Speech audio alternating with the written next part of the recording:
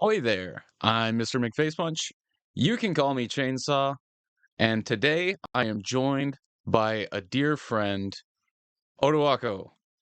How are you, Hey my friend? everyone, doing good.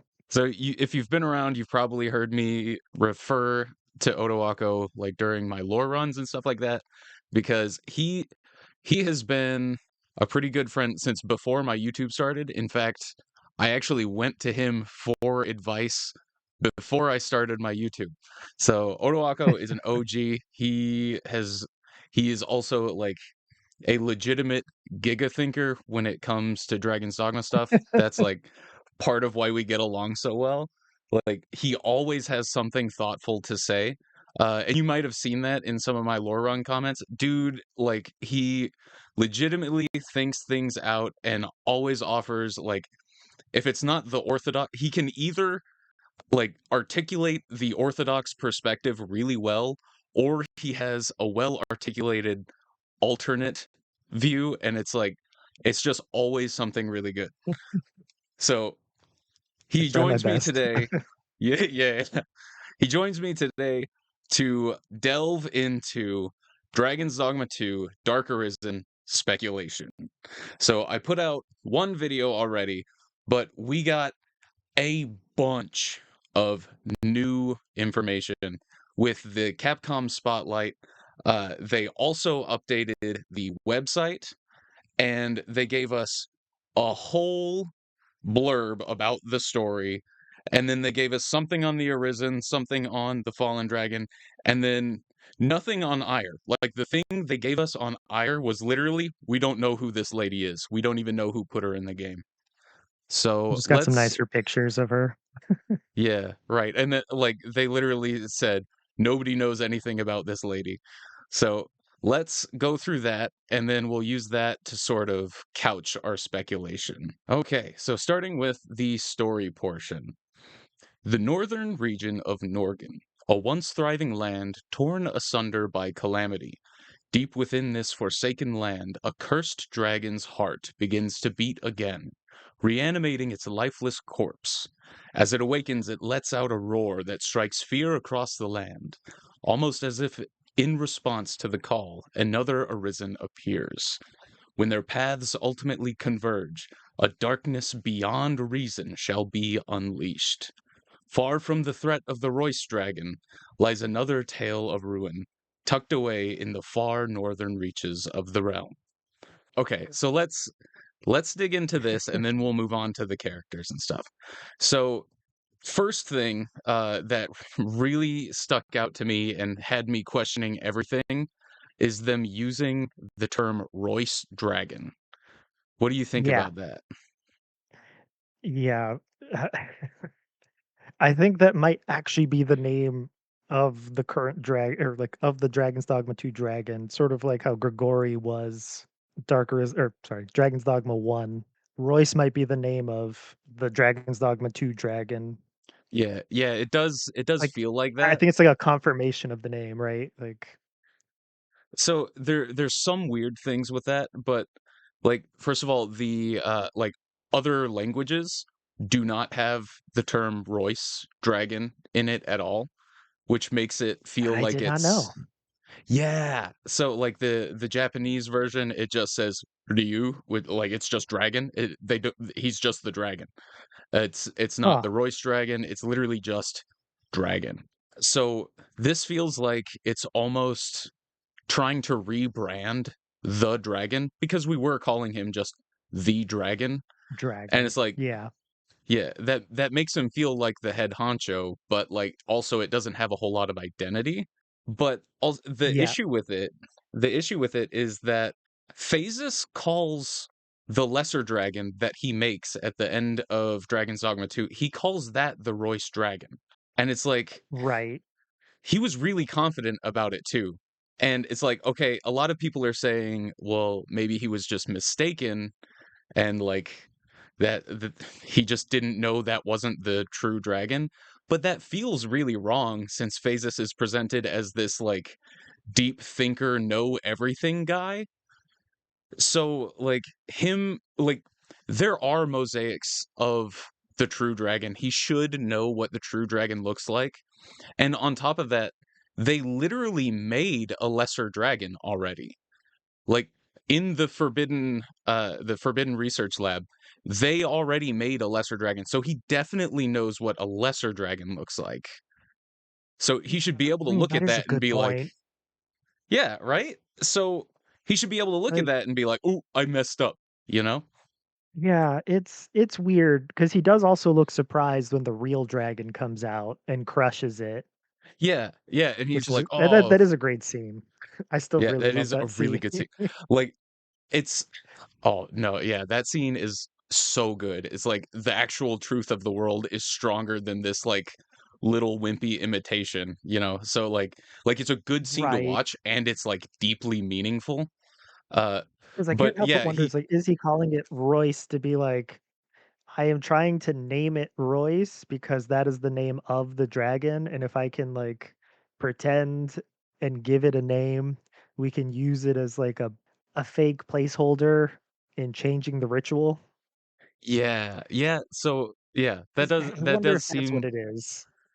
If that's what they're like getting at by calling it the Royce dragon here, yeah, unless they yeah, just mean because yeah, because if we only had this part with the story from the threat of the Royce dragon, I'd be like, "Oh, they're talking about just the gross pustule dragons in our base game. That's what we're away from the threat of." But the right. fact that later on it says we are the arisen of the Royce dragon is just like, okay, no, that's they're calling that the name of the dragon. Right. So, like, that seems like it's what they're doing. It feels like kind of a clumsy attempt at rebranding it, but, Yeah. like, it it ends up kinda stepping on the toes of the way the story was already presented. Um, but I do like, Phasis is, in generally, a very, overconfident kinda guy, so I could see him, like, for for instance, him just not wanting a better, god sway. He's like, "No, this is enough. Yes. We got it." So, like, he is overconfident. So, him being like, "No, if I just give this the name, then it doesn't matter that my dragon doesn't look the way it's supposed to. It's going to produce the results." So it's like Right. a result of his It own came from the hubris, sky maybe? portal as well, where it's like he may be like, Right. "This is coming from, like, the official source. Surely this is it, Yeah. because what else could it Yeah. be?" So it's like you do have to make excuses for it. This is not good, Yeah. but there are explanations. So yeah, I the also Royce like to Dragon is point like, out just one extra detail in the story thing yeah, that kinda goes is interesting given, what the spotlight focuses on. A cursed dragon's heart begins to beat again, yeah, yeah. So right? first of The all, fact call that it's pointing out the heart again and beating, it's yeah, just like, but the spotlight says there's no its heart where heart there's is supposed to be hollow. one, Yeah. right? Yeah. So it's either clumsy language, which I mean, it could be clumsy language and something else. But so calling it a cursed dragon, first of all, like my previous Yeah. speculation, I was like, yeah, I see dragon zombie, I think cursed dragon. Them just like calling it that, it Yeah. has some implications for other theories on the fallen dragon. But beyond that, like, how would its heart be hollow, but then also its heart begins to beat again? Like, I think, I think it's just calling attention to it in my like, that's what I'm thinking. It's just like they're trying to point yeah, out that there was a heart there, but there is a heart still somehow, and that we like yeah, that's gonna be a key story point of like, how does this cursed dragon have a heart if there's no heart there or where they're supposed to be, despite right. there being a weird little uh something there. There is something there that looks like a heart. Yeah, there's definitely something there, and it's like, I mean, maybe it's just literally a replacement heart. So, like, the original Yeah. heart was crushed. Like, I really like the detail that where its heart was destroyed, like, you see the rib cage, like, broken open. So it's like, yeah, this Yes. guy, this was a true dragon. He got beat up, and now he is still persisting. So, like, I already Yes. explained it in the previous thing, but like cursed dragons take advantage of the rift in the atmosphere of Bitter Black Isle and they create a new heart. So, it's possible that like I don't know, this might be saying something about what's going on with Norgan too, if there's like excess rift, but Yes. that might be something to do with its heart. You know, it might have been Right. able to create a new one, but that's like Yeah. When we get to the speculation part, I have some wild yeah, ones and some less wild ones about that. right. Yeah. I mean, I feel like we're speculating a little, but this isn't even the Yes. official speculation part. Like we're Yeah, just yeah. It's kind hard of not to. It's analyzing hard not to. right. Because I mean, we only have so much information. We kind of have to speculate to connect points. But so cursed dragon, his heart begins to beat again, even though his chest is hollow where his heart ought to be. Um, then there's this other line that says, almost as if in response to the call, another Arisen appears. So this is in response to the fallen dragon's roar, right? Almost as if Yes. in response to that call, another Arisen appears. And to me, this is like very obviously talking about ire. Yes. Which okay, Yes. so I I She's sitting looked, on that chair. The roar yeah, happens. She's like, "Time to fight again."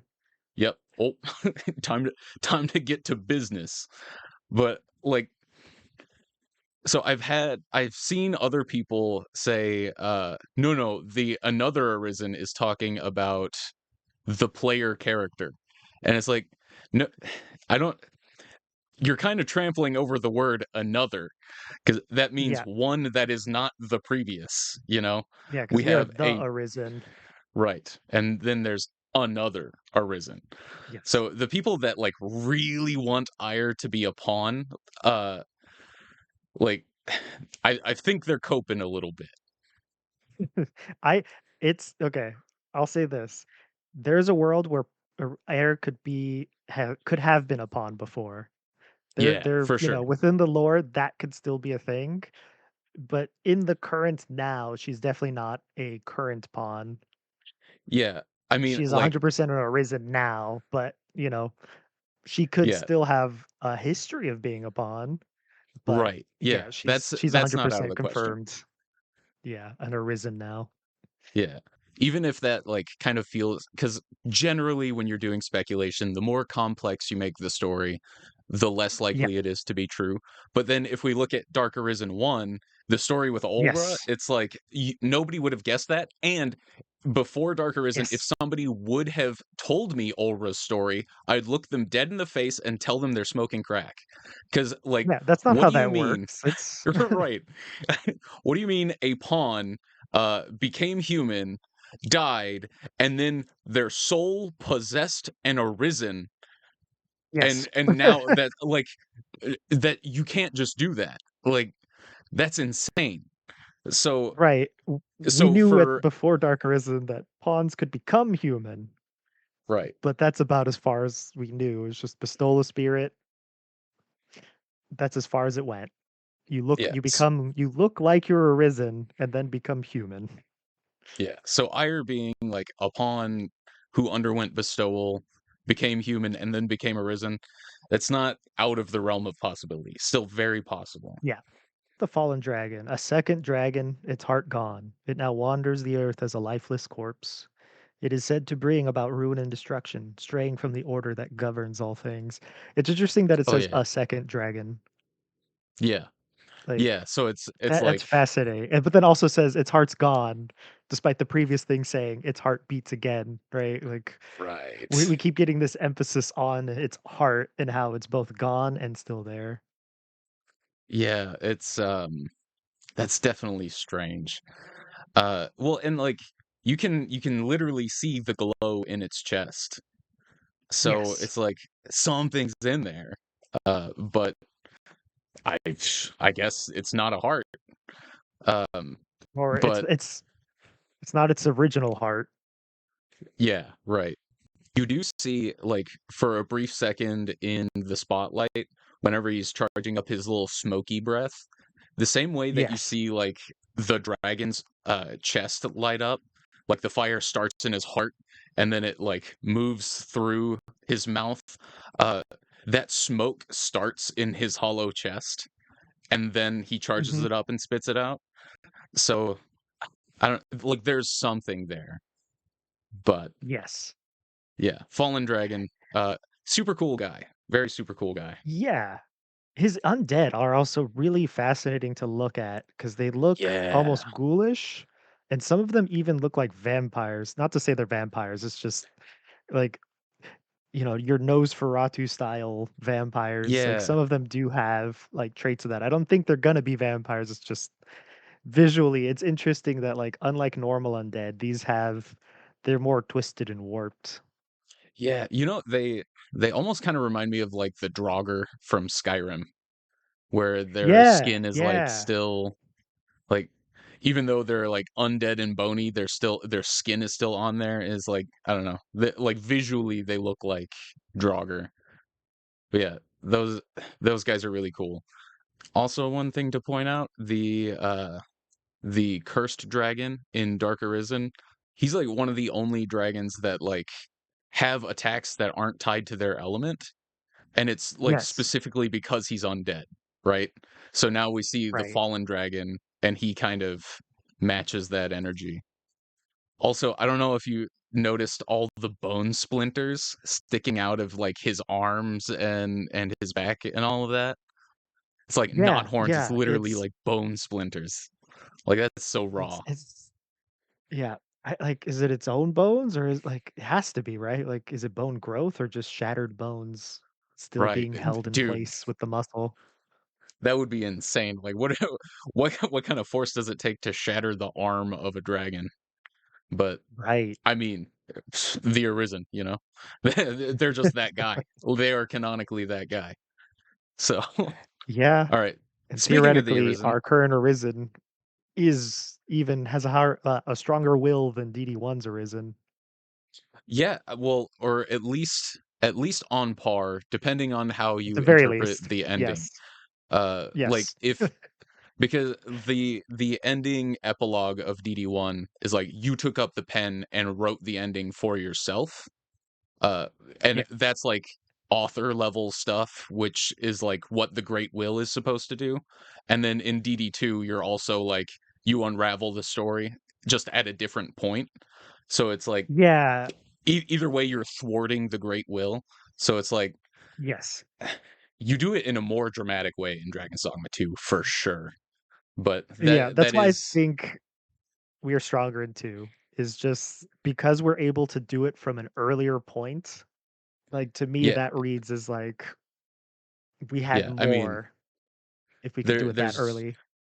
there's definitely good arguments for it. Like Luz has a line that she says this Arisen has the strongest will I've ever seen or something like that. But she also gives you lines about Rothias.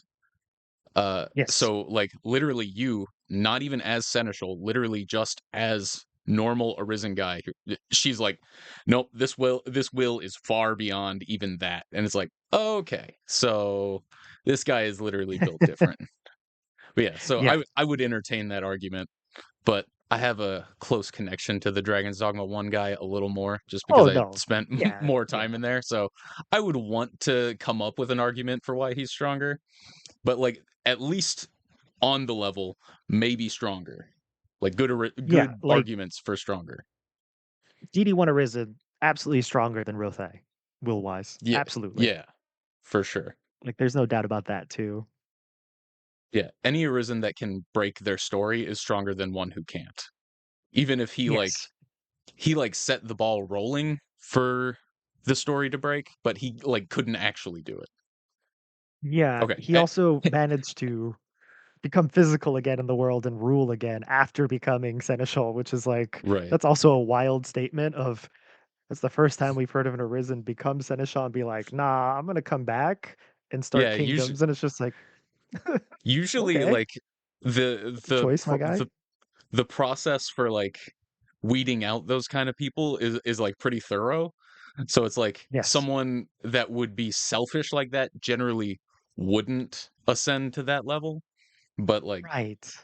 yeah, that's really like technically it's not outside of the realm of possibility. The seneschal is Yes. stated to be omnipotent. So like he can do whatever he wants, but like he chooses not to. But Yeah. anyway, moving on to Yeah, yeah. the Arisen. The Arisen, whom the player controls, their heart is taken by the Royce dragon, setting them on a path where they must slay it. So this is just our protagonist. This is Yes. just our guy. But like, so when it said their heart is taken by the Royce dragon, it's like, what? That doesn't make sense. Like my first thought was, like, is this going to be some sort of alternate beginning? But like, that doesn't make any sense. How would they change the game that much to like? That's basically just a new game. Just call it Dragon's Dogma 3 at that point. Yeah, I Yeah. do think No, it is an interesting point. the Royce Dragon is just like a rebranding of the Dragon, but we'll Yeah. see. I'm Just to sure give there'll more be distinction between all of them. yeah. I mean, I say I'm sure there'll be. I'm not sure there'll be, but I hope there's like some sort of Yeah. acknowledgement of it and then like a clarification somewhere. But I 'Cause mean, we'll see. I guarantee there'll be some level of clarification because Dark Arisen 1 talked so much about the dragon, the seneschal, the choices. Right. Like it really gave Yeah, us like a chunky bit of the lore of 1. it did. Yeah. No, there So I'm it's hoping for actually just as much remembrance and yeah. speeches and yeah. Yeah. Yeah. It's like hard to talk about the mechanics of the Seneschal and the Dragon without mentioning Dark Arisen 1. It's Yes. still weird to say that we have to say the Yeah. Dark Dark Arisen 1. Arisen 1. Like making that distinction is weird. But so moving on to Ire. Yep. This is what we get for her. A woman shrouded in mystery, naught is known save her desire to pursue the fallen dragon. So like her desire to pursue the fallen dragon, her sitting on the throne, another arisen appears, like that's all like pointing itself in the direction that Ire is an arisen. Regardless of how she got to Right. that point, like she is now, you know. That's I think it's interesting Uh, that they use the word desire.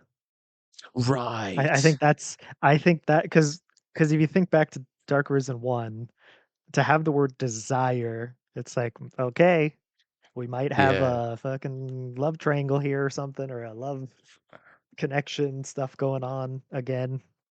Right. And then like so Or it's some interesting, close like, it doesn't necessarily have to be love, but there definitely has to right. be it looks like we have yet another people who either grew up with each other and have a non-romantic love, possibly. Like, there's some connection between Air and the dragon. There's Yeah. something Yeah, there. probably. Probably. It feels Whoever that that way. was, they knew. Yeah. But then so the use of the word desire in the trailer, she calls it her burden. So Yes. it's like is it a burden or do you like want to pursue the fallen dragon? Like what does she mean by that? But like we don't know Right. right now because everything is We shrouded in don't. mystery. Yes. Back to the fallen dragon real quick before we like Yeah, yeah. completely move away from that. Uh Hit me. so the fallen dragon in the Japanese, he's not called the fallen dragon. He's called the Rigai no Ryu, is the dragon beyond reason. Like literally the Huh. kanji for Rigai is the kanji for reason and the kanji for outside. So it's Yeah, like yeah, like Gaijin, like outsider. yeah, yeah, yeah. So it's like the so calling it the fallen dragon is like it's I think it matches that tone a little bit while also leaning into the like dragon zombie aspect of it. Right. But like calling it really hammers home that like this dragon has been undogma'd. This dragon has no dogma. Yes. It's all dragon, no dogma. So I think Yeah. that's really cool. The Japanese is always interesting to me because it's like the term arisen, it's like enlightened one. It's like Yeah, the yeah. fact that it's Kazuya-sama. enlightened one leads a very different like if you played the whole game and everyone was calling you the enlightened one, it's like that leads to a different like arisen can mean the same thing, but Right, like some people might take that of you died and came back again. Like you should right. have died, but you got up again and that's it, right? But enlightened means somehow this near death experience enlightened you. So it's like Yeah, you're almost primed for the ending more easily with the Japanese translation in some ways. yeah, and like there's dialogue specifically from the dragon that makes you think because like he says awaken now in full. So it's like okay, Yes. I have arisen, I have awoken, but like arisen doesn't just mean I got up.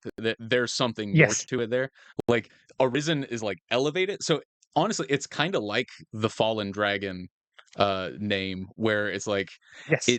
it does match the thing that happened, but also it's hinting at something else. Like the fallen dragon fell away from the order, right? The arisen is arising above their normal mortal status. So it's Yeah. like there's deeper meaning to both, but it's really easy to get stuck on the surface level of it. Yes. But I Yes. think that's kind of cool. It's because it's like uh there is a big theme to seeking deeper truths in Dragon's Dogma. So it's like if you 100%. just sit on this if you just sit on the surface, then it's like yeah, that's what that means. But then if you care Cool to game where you think kill about it, dragon. yeah, right. And then like if you care to think about it a little more, then it's like wait, there that means something else. So I like that Mhm. aspect because like my favorite part about Dragon's Dogma is the digging like that. Yes. So that's really cool. Like Pathfinder's name. What do you mean they Yeah, find paths? Why are they called the Pathfinder? I don't see right. them finding paths. And then also, Phasis calls him the World Forged, which is like Yes, they don't provide enough narrative to say they why don't. specifically, but like there's some guesses you can make. And like it's really cool. I like it. Yes, All right, that yes. gets all of the new story stuff out of the way. Now let's dig into the actual speculation. So this will be more fun. Like, don't get me wrong, it was fun to just shout my ideas at the funny little laptop sitting in front of me, but it's going to be like way more fun with actually somebody to riff off of. Uh, Yeah, yeah, yeah, back let's and forth. Yes, anding. yeah, let's start with the fallen dragon. So Okay. the first speculation that I saw, uh, anybody sees a dragon that's a little beat up, they're like, that's the Ur dragon. I I am vehemently opposed to the Ur dragon theory. Uh, like like like it's just not. The Ur Oh, dragon isn't man. even undead. He just gets beat up. No. Like he's just really hard to kill, so most of his flesh is missing by the time he dies. Yeah, yeah. He Like just has a lot of hearts, that's all. so that feels like the most surface level speculation possible. Is that like Yeah, the you kind of vibing with that? the Ur Dragon thing does make me laugh too, because it's like that technically was added a little later after release as a thing for players to do. Yeah, that's insane. The I original raid boss of that was added, and then the man, updates gave us like, "You guys did it 1,000 times, congratulations!" yeah, Yeah, there used that used to be a thing for anybody who didn't play the game at launch. Every update typically had like little messages from the devs sometimes, where they're like, "Congratulations on hitting these numbers," and things like that. So yeah, that and was a fun little time at launch. see, I was not an OG. I joined later. I did not know Dragon's Dogma even existed until it popped up for free on PS Plus. Like I still played it Yeah. on the PlayStation 3, but I I reached a point where I wanted uh create a character fantasy RPG, and I was Yes. burnt out on Skyrim, and I was like, I'll give this a try, and then it like became my favorite game of all time. But Uh, yeah, yeah, Or Dragon is really cool. I like him, but he's not this. no, like, he's not like this at all. He's not this at yeah. all. It He's a would be cool fight, cool. but this isn't it. It'd be cool to get like an Ur Dragon again. Or it doesn't even have to be the Ur Dragon. Like I just want a raid boss. Like I think that would be a Yes. fun thing. But A raid boss that either if you way, play online is ever increasing in difficulty as more and more people kill it. yeah. Until it's like you can't even see its health bar move. That's so funny. Yes, right. Uh, You fight it for an hour and then it just leaves and you're like, I don't know if I did anything. all right. What do you Uh, think about the diamond? Like this dragon is the diamond dragon. What do you think about that? I think it is, but my theory as to how that's gonna happen is just it has a hollow in its chest, eh? And you know what that hollow size is about? I don't know. There seems to be this lady who really has this burden, and oh man, she can really pilot the dragon there, couldn't she? I think it's going to be a reverse of instead of the dragon's face being in the chest, we're going to have the Arisen's face be in the chest of the dragon, and it's going to alter its shape. Okay, so Is are you one of the theories. I'm okay, thinking they're going to combine in a way. My dude? thinking as to how and why that will work is like what one of the theories I've been sort of playing with is we know some denial of fate has to happen. We Yeah. see that like air is sitting on a seneschal chair like Rothai was, right? So there has to like It wasn't a seneschal chair. It it was a wasn't a regular throne. seneschal chair, it's just a throne. No, Okay, yeah, it didn't have like the holy symbol. It wasn't like vaguely rift stone shaped. It gotcha. also was not like the Vermundian throne or anything like that. It Right, so this was a might be unique The throne. Norgan throne. Yeah, maybe something Okay. like that. But it's this still works with the theory of just Yeah, yeah, yeah. No, yeah. clearly like I think she killed the dragon, possibly had some connection to the dragon in either okay, we're gonna get a little wonky here. Um, they had to deny the death of the dragon in some way, right? Like either the dragon willed it, that's one potential thread to go, like one path to go down. But my thought is to get it a little more dark arisen as like to trace back, she chose to will them back to life, either by granting it it's trying to will its heart back to the body. So like whoever this was trying to bring it back from the rift or wherever and bring that same heart back, put it back into the dead dragon before it fully, dusts, which is why it's like part undead. Or, and this might be weird, she gives it her own heart. Right? That's a weird one. But Okay. like Yeah. thinking back to the Aura thing of like Mm-mm. pos- something else, a bestowal of spirit. If we're gonna have a different version of that, what would happen if an Arisen did that? And what if she sounds pawn-like because she doesn't have a heart? Like Mm. like she Arisened herself, but reversed the process, right? Like a dragon takes my heart to make me stronger. What if I give the heart back to the dragon when I'm Hmm. stronger than the dragon? Like it That's would be definitely it would wild. be a commentary. I I'm not gonna lie. I have not considered Ire Gundam piloting the Fallen Dragon. I have not considered that. That is And that's pretty why the wild. synergy happens, is like if Yeah. she gave it her heart and then they like you weaken it and then she goes to fight it after it absorbs her because it's like, oh, your heart wants to return to your body, Mm, but it's in the dragon yeah. and the dragon wishes to Dude. absorb.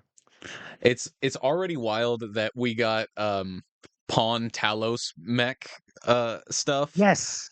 D- Uh ire like Arisen dragon mech stuff would be wild.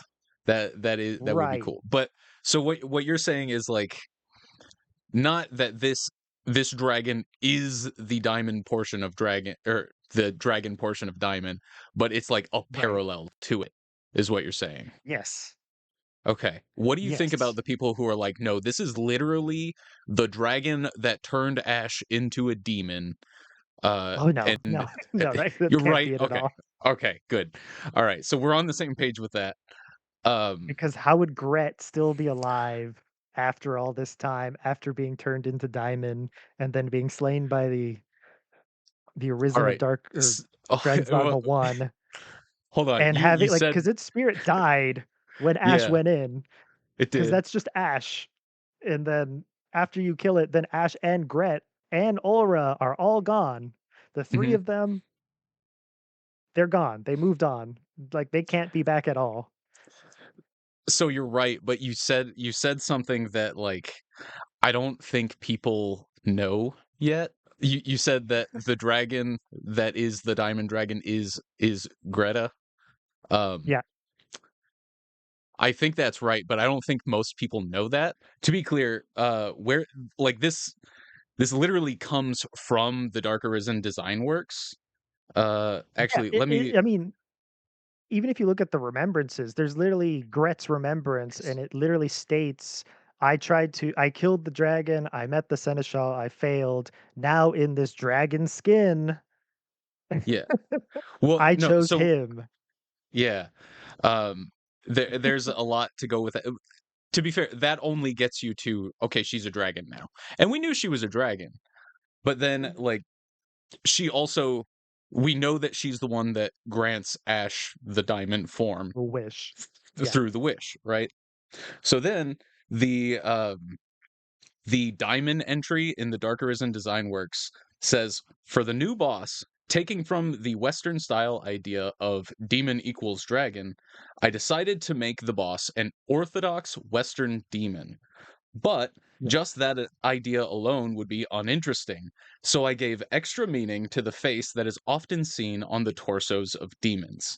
The evil dragon thus emerged as the face on the demon's belly, as the entity that is responsible for transforming the human into a demon.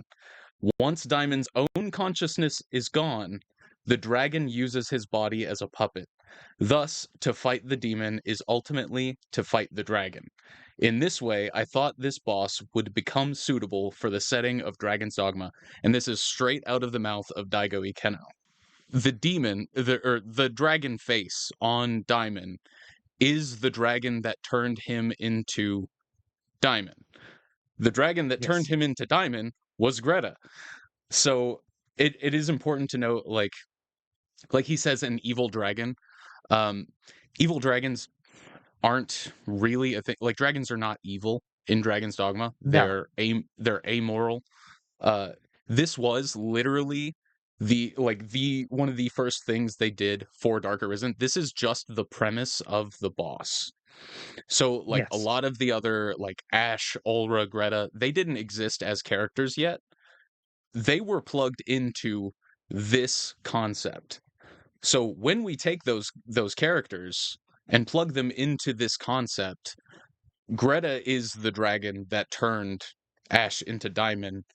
Uh, the Diamond form is Ash fused with Greta.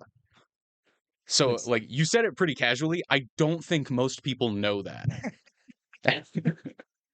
but but yeah, no, it's like I think there's a question as to whether the resurrection mechanic of Awakened Diamond is canon or not.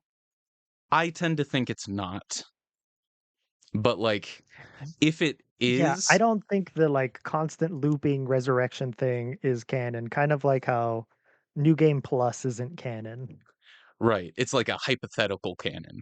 Cuz like Yeah, you it's just a end the fun thing. story.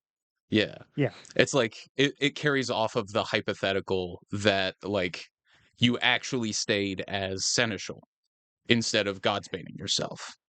So since it Yes. plays off of a hypothetical, it's a hypothetical canon. Like it's what would have happened if you would have stayed as seneschal.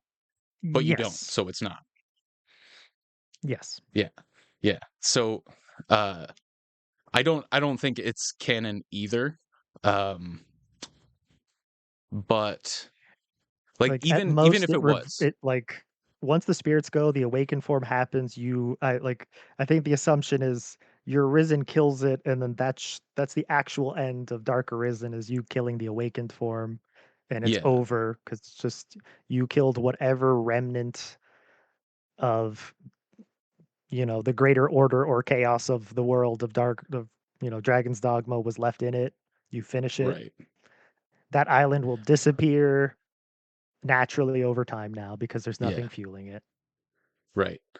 Um, so even if, like, Awakened Diamond, the resurrection was canon, that also kind of defeats the fallen dragon as Diamond because, well, it would return as Diamond again, wouldn't it? Yes, it would.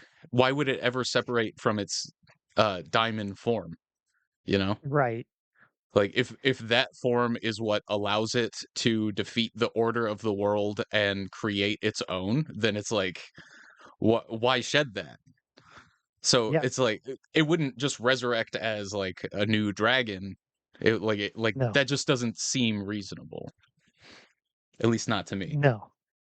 No, and given the lore of stuff, it's like the more you kill a dragon, the less and less it can come back, right? Like, oh, you killed the dragon, it doesn't want to die. What does it turn into? It turns into an evil eye, Right. right? Because all it can do is Yeah. save its eye. Like, it's not like a dragon can die and come back whole.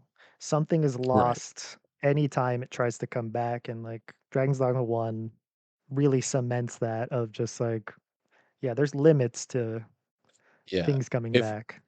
if the drag also even though you free Ash's spirit, he wasn't dead yet. Um or Diamond itself, like the creature, was not dead yet. Uh Yes. and you know that because it doesn't drop the vile wakestone until you defeat the Yes. awakened version. So it's like you can't take its heart yet. If, like, once you take its heart, okay, like, it's over. 100% dead. Yeah. Right. So which kind of makes you think It's true like to it all dragons. right. Yeah, I mean, and then we see if you take the heart, it has to replace it with something else, and then when it replaces it with something else, it doesn't look like it did before, you know? Mm. So, yeah, I really don't think the diamond theory is good. Also, like, the evidence of it just being a cursed dragon is too strong. Like, it's literally called a cursed dragon. So Yep. that on its own is, like, really hard to defeat. And then It brings back also, zombies. yep, it brings back zombies. It has undead powers. It's its heart was destroyed and yet it lives on after death. That's literally like the description of a cursed dragon. So it's like it's not like being a cursed dragon has all the answers, right? You still have to wonder how it's being reanimated. Is it reanimating itself or is somebody else reanimating Yes. it?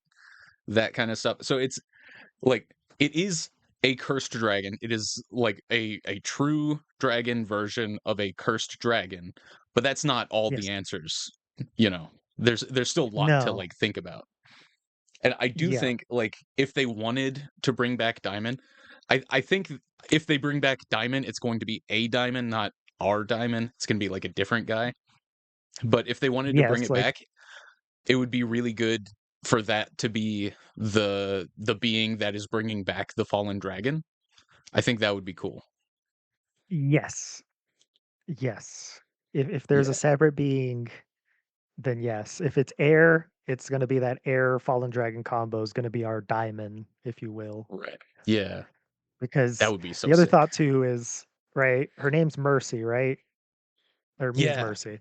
It If she mercy, help, stuff like that. Right, if her burden is to grant mercy to the dragon, then what if the only way to kill the dragon is to join the dragon and then have us Mm, kill it? And that's what will yeah. end the dragon from reviving ever again, Yeah, give it like like a the final final death. mercy. But Yeah. also, I've been thinking about the name Mercy with her. It's like, what if she gave mercy to the dragon and that's what Ooh, caused the fallen dragon. Like the whole thing yeah. of she tried to keep it alive after killing it, so granting it mercy. So that's Oh, why it's a burden. right. No, Like that makes it's the sense a lot. burden mercy of like I gave it mercy and this is my fault, so I have to deal with it. Ooh, I like that a lot. Um, And then we give the final mercy with the fusion thing or whatever. Like we find a way to help her give it that death. yeah. Before we Or move on to maybe the ire. dragon. Ooh, Oh, go ahead. no, you go ahead.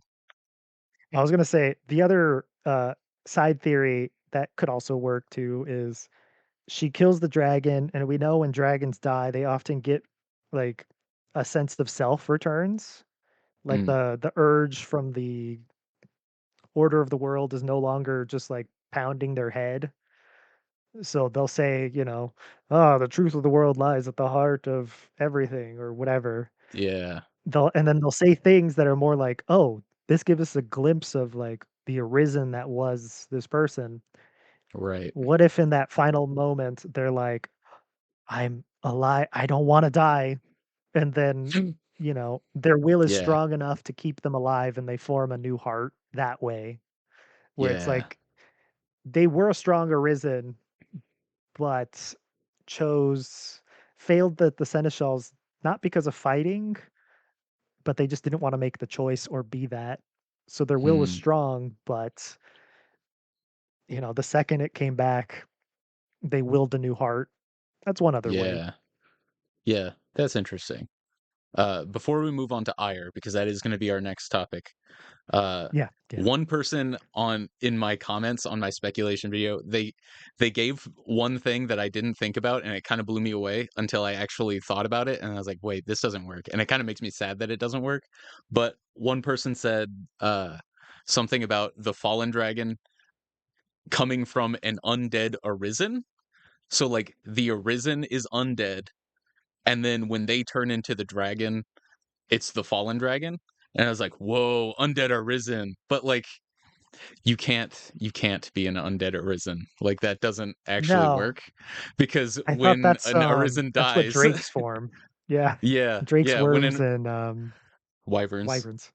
Yeah. yeah, yeah. So when an arisen dies, they turn into a dragon. I mean, given like there's a bunch of other like requirements that go in with that, but like Mhm. you can't like if an arisen uh comes back, it's as a dragon.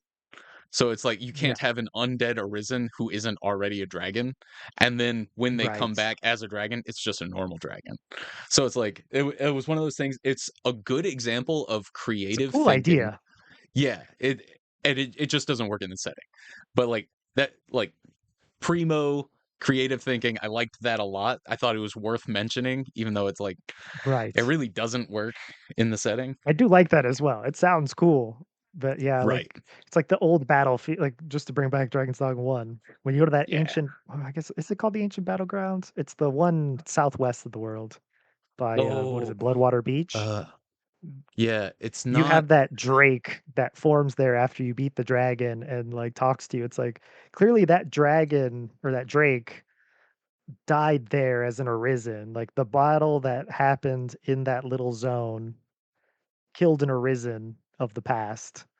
And it like the drake that shows up there, it's like the assumption is this is that arisen who died here. Yeah, and then there's like the wyvern in Blue Moon Tower and the worm Yep. in the Water God's Altar. I'm looking up it's called the Conqueror's Sanctuary. That's what it's called. Conqueror's Sanctuary. Gotcha. Yeah, Yeah. yeah, that's it. Okay, I think that does it for the Fallen Dragon. Lots of juicy Yeah. speculation to be had. I do say like I'm so tied to like I want to hyperfixate on what the actual narrative is. So when it comes to speculation, a lot of times I'm more pooping on stuff than I am presenting new ideas. And like that feels bad. Like I it's not that I don't like the speculation, it's that immediately when somebody says something, my mind goes to does this work in the setting? And Right. Does the you lore know, back this up? yeah. So it's Like fun what's to have established? another perspective to be like, no, this thing is actually like kind of possible and it's pretty cool. So Yeah, I really I like guess your idea of it of Fallen Dragon Ire mech. Like I you wouldn't have reminded me of thought of some that on my other own. comments that I saw on Oh some yeah. videos Okay. of, some people was guessing it was, like, Le Mans or, like, Luzes or any of the Oh other Arisen we see, their dragon. I'm like, I get what yeah, you're that going doesn't. for, but that the Royce dragon is their dragon. Like Yeah. since we now Right. can call it the Royce dragon, it's like the Yeah. Royce dragon is their dragon. Like those Arisen are, the same dragon. Like that's how it always worked is the dragon is everyone's dragon until someone can kill it. You Right. don't it's not that every single Arisen has one dragon. It's that's why, the whole point of Dragon's Dogma 1, when you kill the dragon, everyone's heart goes back, and what happens is Right. they age however long it's been since they last had their heart, and Yeah. it's just like Which that again, right? Like, yeah. there's multiple Arisen to Grigori.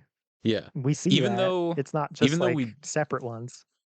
Yeah, even though we see or we don't see, like, people's hearts returning to them in Dragon's Dogma 2, which is weird, but, even though we don't see that, it is in a loading screen that is still canon to the setting of Dragon's Dogma 2. Yes. Yes, it When an is. Arisen returns their heart, like, they still, they regain all the lost time that they had. That's still canon in Dragon's Dogma 2.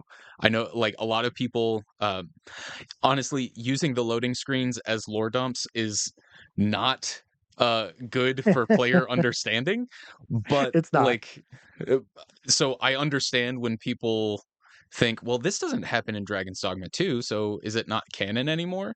And they kind of use the loading screens as a way to say, nope, this is still the same worldview, this is still the same setting. A lot of the rules, like, even though they're The like rules have changed. Yeah. the rules have changed. There's like, the core rules are the same, but there's new Yes. exceptions applied. The fact that you It's can not lose a Risen hood. The fact I that you mean, can lose a Risen hood, that we have so many Arisen that was alive at the canon. former Risen. Hmm? That was canon in Dragon's Dogma 1 too. Like, Oh, the gotcha. Duke, he the reason you don't see his pawns is because he lost his will. In the beginning, Leonard, he has a line that says, "It's not enough to." Yeah, yeah, go I'll for it. get it close enough either way. But it's like it's not enough to just lose your heart. You have it like it requires the will to fight back against the dragon to be arisen. So he loses his right to the name Arisen because he lost his will. So Leonard Right. no longer arisen. So that still But the difference in 2 is when you lose it, the dragon will just pick a new Arisen. He won't right. wait. Like, the difference I've seen in 2 is just we no longer have the 50-year wait. It seems Yeah, to just be it's we more don't get a sporadic. direct amount of time because it seems like if an Arisen loses its will, the dragon will just pick a new Arisen. Like, they're not gonna just sit, or if they wait, they're not waiting 50 years anymore because we have Arisen of many ages, and the fact that when we kill the dragon, they're all still alive means when they lost Arisen hood, I was wondering this. It's like the Duke doesn't get his age back. He still keeps his age. But in 2, I don't know, I don't think they get it back because we do still see them marked as Scar Hearts on the map when we get the Godsway. So I think there's enough weird stuff going Yeah, on. Because, like, you don't actually see the world after you kill the dragon, right? that's Like, true. when and then, like, if when you Godsbane on the back of the or on the chest of the dragon, Best. um, yeah, yeah, when you Godsbane on the dragon's chest, you're breaking the rules of the world. So it's like, You are. it's not even clear if you get your heart back then. Like, it's Yes. assumed I was gonna bring that up too. yeah, 'Cause it's like, uh, what happens if you God sway a dragon's heart? Does like, because it's not, you're not following the rules, so it's not gonna follow the rules either. And if you don't right, know that killing it is supposed to return everyone's heart, your intention on the God sway may not return everyone's heart, so everyone may still have their arisen-like abilities right. because you altered the world in such a weird way. Yeah, I mean, there's also a weird focus in Dragon's Dogma 2 on the role of Arisen rather than like the ontological state of being arisen. So like Yes. Rothias is considered a former arisen, but Yes. it's directly stated by Luz that the presence in the bottom of the ocean has a warm power of life similar to our own. So it's like, okay, Yes. so ontologically, Rothias is still arisen, but he is former arisen in role. And it's like throughout all of Yes. Dragon's Dogma 2, like Dragon's Dogma 1 is hard focused on the ontological state of being arisen. And then Dragon's Mhm. Dogma 2 is like hyper focused on the role of being arisen. So like that can Right. also like affect like the specifics of the rules, but like the core of the rules is still the same. We're just playing with different exceptions and different perspectives of them, Yes, which if that all makes of this sense. is important with considering the Dark Arisen story for this new one is Yeah, it is. it always needs to be with relation to the base game. Like Dark Arisen 1 was commentary on the base game of Dark or Dragon's Dogma. So Dragon's Dogma 2 Dark Arisen is going to be commentary on the Dragon's Dogma 2 world. Right. So all these things we're mentioning are important to Dark Arisen, like things to keep in mind when playing it because, what you're seeing, if you're not thinking about it, some of the words may not click, Right. which I think does happen with some people in Dark Arisen 1 is just like if you don't have Seneschal and all that in mind, some of it might fly over your head like that was a really big statement they just said. Yeah, for sure. This No, dead it's like corpse on the ground. and you like so one of the reasons you have to play through Dragon's Dogma at least like both games, you have to play through them at least twice is because Yes. like they will drop statements that don't mean anything to you at the moment, but then in the full context of everything is like world shattering. So Yes. like Dragon's you Dogma you 2, the dragon. right. How does he have so much wherewithal compared to Dragon's Dogma 1? Like, he is whole ass telling Yeah. you, "Hey, break the world." Like, from Yeah. first sentence, he is pretty much telling you, "Hey, don't follow the rules." And I'm like, "Dude, what the You're not hell?" supposed to say that, buddy. You're Yeah, the number one rule follower. It is your dogma. What are you doing? yeah, you're supposed to tell me this after I kill you when you gain some will back. How are you Right. telling me to do this now? Like, huh? Jeez. Yeah. Anyway, I haven't even moving on started controlling to my character. moving on to ire. So the number one thing, every dragon's always the Ur dragon. Yep. Every character is always a pawn. That's just the rules of speculation. What do you think? I mean, we kind of touched on this earlier. Like, Ire's not a pawn. Like, not right now, for sure. Yeah, not right now. Right. For Okay. Ire Pawn Talk, I can say this. It could be that the appraiser is the arisen to to air. It's a weird speculation, but also they're both blonde. Their Right. features are not identical, but they are close enough where it could work. Where it's just like, Yeah. Yeah, I could see it you for know, sure. Like I I really hope appraiser lady gets an actual name soon because I feel weird calling her appraisal lady. But yeah, yes, no, she is like if you look at Celine and Sophia, it's so funny. It's so yes. funny because Sophia is like, look now how she resembles me. It's like old bag. She doesn't look like you. Like she's short. Is that what you mean? Like so I could Yeah, definitely she's see an older Ire version being of her. Yeah. yeah, Ire is like the ideal version of appraisal lady, whereas appraisal lady Yeah, is like when old and Appraisal frumpy Lady now. was young. Yeah, when she was Yeah, young and, full of vim and vigor, she looked like air possibly. right. Yeah, that's interesting. I did kind of think of that just because like they both have blonde hair and it's like, there's gonna be some weird stuff, but like It's I broad, don't know. but it could Yeah, work. obviously that's like huge shot in the dark, but Oh, it yeah, is within the realm of possibility. 100%. Okay, so 100%. Also, the fact that she manipulates Rift, to do those stuff. Yeah. It's like clearly she's powerful too, so it's like she this could be the Celine situation. Also, her I was gonna say her name could also be evidence of her being a pawn too, just Yeah. because, help, mercy. What Right. does a pawn do but help you? Well, Right? and Like, also like oh, I must think of something that will help me. Let me name my yeah. pawn help. Yeah. Just like I some mean, people I name their don't pawn pawn. oh, that's so fun. Yeah. Yeah. No, I do remember on my first playthrough of Dragon's Dogma way back in what was that, 2014, I think it was. I did at one point name my pawn number 63 or like something like that. Like it was pawn and then random number because it's like I don't know. It was just funny to me. It's like, yep, this is just Yeah, another yeah. pawn.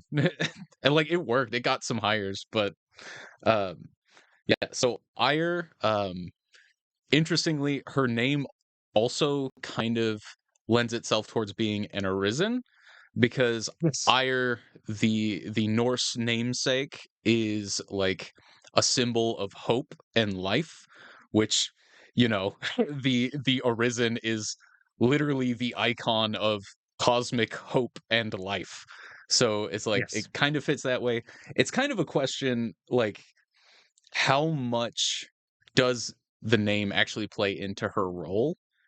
Mhm. Like we have other mythological figures in the Dragon's Dogma world that are not like their mythological equivalent, like Apollo, right? Uh, Apollo is one of the um, dragon slayers that like you get their mask from the Ur dragon.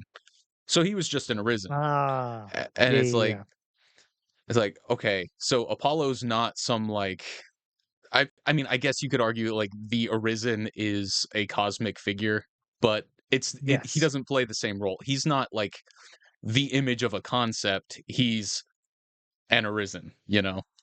Yes. So it could be something like that where like Apollo killed a dragon, so they took that from myth and then, shoved it into the setting of Dragon's Dogma.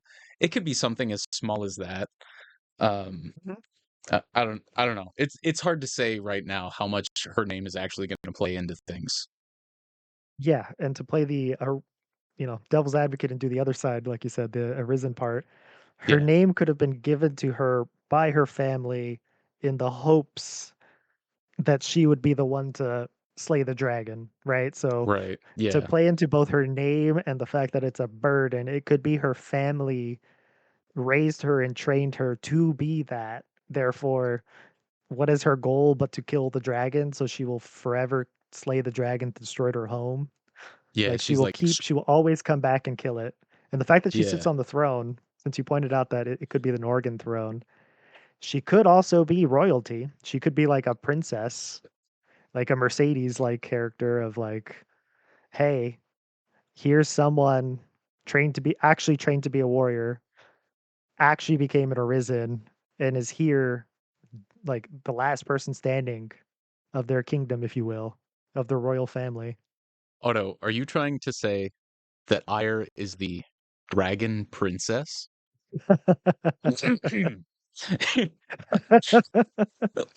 Oh man. uh, maybe she'll become it when she fuses with the dragon. Yeah. Yeah, no, the princess is the dragon. That's what the dragon princess is. You thought it was just like a princess who's related to the dragon? No, the dragon is the princess. That's it. I mean, hey, Why not, dude? Shoot. hey, if Air is a princess, it could be that the previous princess also became an arisen and became the dragon, and therefore the dragon princess is the dragon, and the next princess is the one destined to kill her. You Yeah. know, Yeah, I mean, we dude, could so go full much princess here. so much is like possible right now. It feels like the It world is at is. our fingertips. It Uh is. So one of the funniest bits of speculation that I've seen is well, okay, so I keep saying Ire. Um we've only heard her name in Japanese, right? Eiru. Like Hate it. Yeah, E-I-Ru. So, like, when I looked up, like, the Norse like air, pronunciation, like yeah, airy. right. The Norse pronunciation said it was pronounced ire, like fire without the Mm. F. But, Oh, like gotcha. like, the actual Japanese pronunciation is closer to air. So I wonder when we Mm. hear it in English if it's going to be air or ire, Or both. or both. Because Yeah, that's there's possible gonna be too. There might be like half language differences of accents and stuff. yeah, half the population in the game is gonna call her air and the other half is gonna call him ire. That's Yep, funny. yep. But, the funniest bit of speculation that I've seen so far is that she's actually Hannah from the Netflix anime. What do you think about that? Okay. I don't think it is that, but I don't think they're far off. I think the idea of like if you want to do the pawn theory, that's not a bad idea of a framework of this could like if we're gonna go pawn theory, the dragon could be the arisen to heir who then became an arisen later because like technically speaking, if Hannah did chase what's his name, Ethan? Yeah, Um, yeah, Ethan. if she chased Ethan to the cross like ends of the earth to kill him, Hannah would be chosen as arisen next because of all the people exerting will. You have one person determined to kill the dragon. So in that like Netflix show, she 100% would become the next arisen, and there would be that sort of encounter. So like if you want to go pawn route, that's I don't think you're far off, but I don't think it's Hannah at all because like Hannah's world, Ethan is like the equivalent of us. Like that is Casardis he's essentially from, but it's a Casardis that like expanded. Like it was a city. Right. Well, It was okay, like there's Casardis also the city. I I do think, like, canon Cassidy versus, like, the in-game Cassidy are I think those are different. Like, the same way, like, That is Grand fair and true. yeah, like, same way, like, Grand Theft Auto, like, this city is literally, like, Los Angeles, but it's, like, way smaller because you can't put a whole city in a game. So Mhm, I think mhm. it is something like that. But, like, there's something like, I have a visceral reaction to trying to include anything from the anime in, like first of all, like, okay, if I were to take this theory seriously, it still doesn't work because it's operating on the Dragon's Dogma 1 world, like, Yes, which is completely separate from Dragon's Dogma 2. So, like, yes. seeing Hannah from the anime would be like seeing Celine from Dragon's Dogma 1, and I just don't think that's No, first of all, I don't think it's possible, but we're too even far in the if future. there was some, like, rifty nonsense or whatever that, like, broke space and time and, like, they ended up in the correct world, it's like, that becomes so vanishingly unlikely that it's like, Mhm. okay, that's just not something rational to assume. So, like, people are seeing blonde hair and they're saying, "Ooh, it's Hannah," and it's okay, you need this to be, like, way more thoughtful to be, like, something relevant, and most of the time, it's literally just, "She looks like Hannah! It's Hannah!" And it's like, "Yeah, I don't think so, bud." It's blonde and dark arisen, they should be screaming Aura or Gret first I before Hannah. it would literally be closer. It would literally be Yeah, closer. You have an yeah. excuse for, like, dimension time breaking nonsense because Bitter Black Isle is separated from all the worlds. It's like so, like, literally, Ire is actually Ulra is closer to something true Then Hannah, yeah. than Hannah. Like actual Hannah. Yeah, Hannah's and I basic idea yeah, can no, be taken, but like, that's yeah, valid. not Hannah herself though. Right, like, literally, this is the character that we watched in the anime. Like, come on. Oh, Come on. and speaking of time shenanigans, I guess anime technically takes place, before Dragon's Dogma 1. Is Yes, another because fun detail that yeah, people don't because realize is the Are evacuation of the castle yeah, that you meet the knights and stuff, yeah. Ernst Castle, yeah. Ernst Castle is like the destruction of Ernst Castle is a contemporary event in the Netflix anime, which is 50 years Yes. before in-game events of Dragon's Dogma 1. So yeah, yeah. That is Yep. fun to point out. We Chronologically kinda speaking, yeah. we kinda Netflix fought is in the over who was past. gonna get to say it. Yeah, But yeah, the yeah. Netflix is in the past. It's an Like exciting moment because it's it such a is. little detail that, like, most people did not pay attention to, and, like, most people will miss the conversation in DD1 that mentions the 50 years ago thing that, Yeah. like yeah, and it's important to remember Dragon's Dogma 2 is also in the future of Dragon's Dogma 1, right? Like, I know some Okay. people are like, "Oh, it's a So different world." I It's like, it is a different world, but it's also a certain amount of years past the world of Dragon's Dogma 1. okay, so I don't actually think so. And like Really? okay, so I was gonna keep this in my pocket for a little bit, Okay. but I Okay. have I have a friend on X Twitter who messaged Hideaki Itsuno, the big man himself, and the big man actually replied, which is like What? yeah, no, it's insane. Because we were talking about the connection between the worlds of Dragon's Dogma 1 and Dragon's Dogma 2, and I was Uh-huh. like theorizing how they could connect because you can get there through world mechanics. Um, but Right. it says the world of DD2 is the ending of one of many parallel worlds, including the world of DD1. So the specific verbiage here is like there is a set of worlds. DD2 is a Yes. world, and DD1 is Yes. a world. The Yes. scenario in which the Arisen resists the brine. It says fusible Hyujiburu, but that's just the brine. Uh, one of Mhm. the Deus ex machinas. So the Arisen fighting the brine leads to the ending of DD2. So Yes. he's setting up this world where DD1 is one world.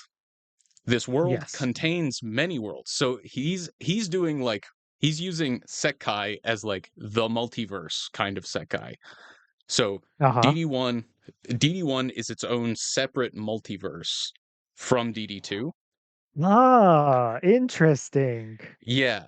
So when they said parallel world, because parallel world does not mean anything in Dragon's Dogma on its own. Right.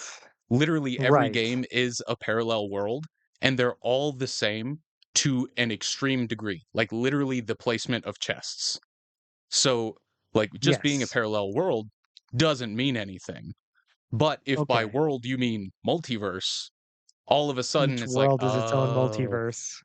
Yeah, yeah. because then that makes So, the Netflix also make more sense because if that's its own world and multiverse, that makes sense why it has the differences to 1 and even 2 of, like, the sins.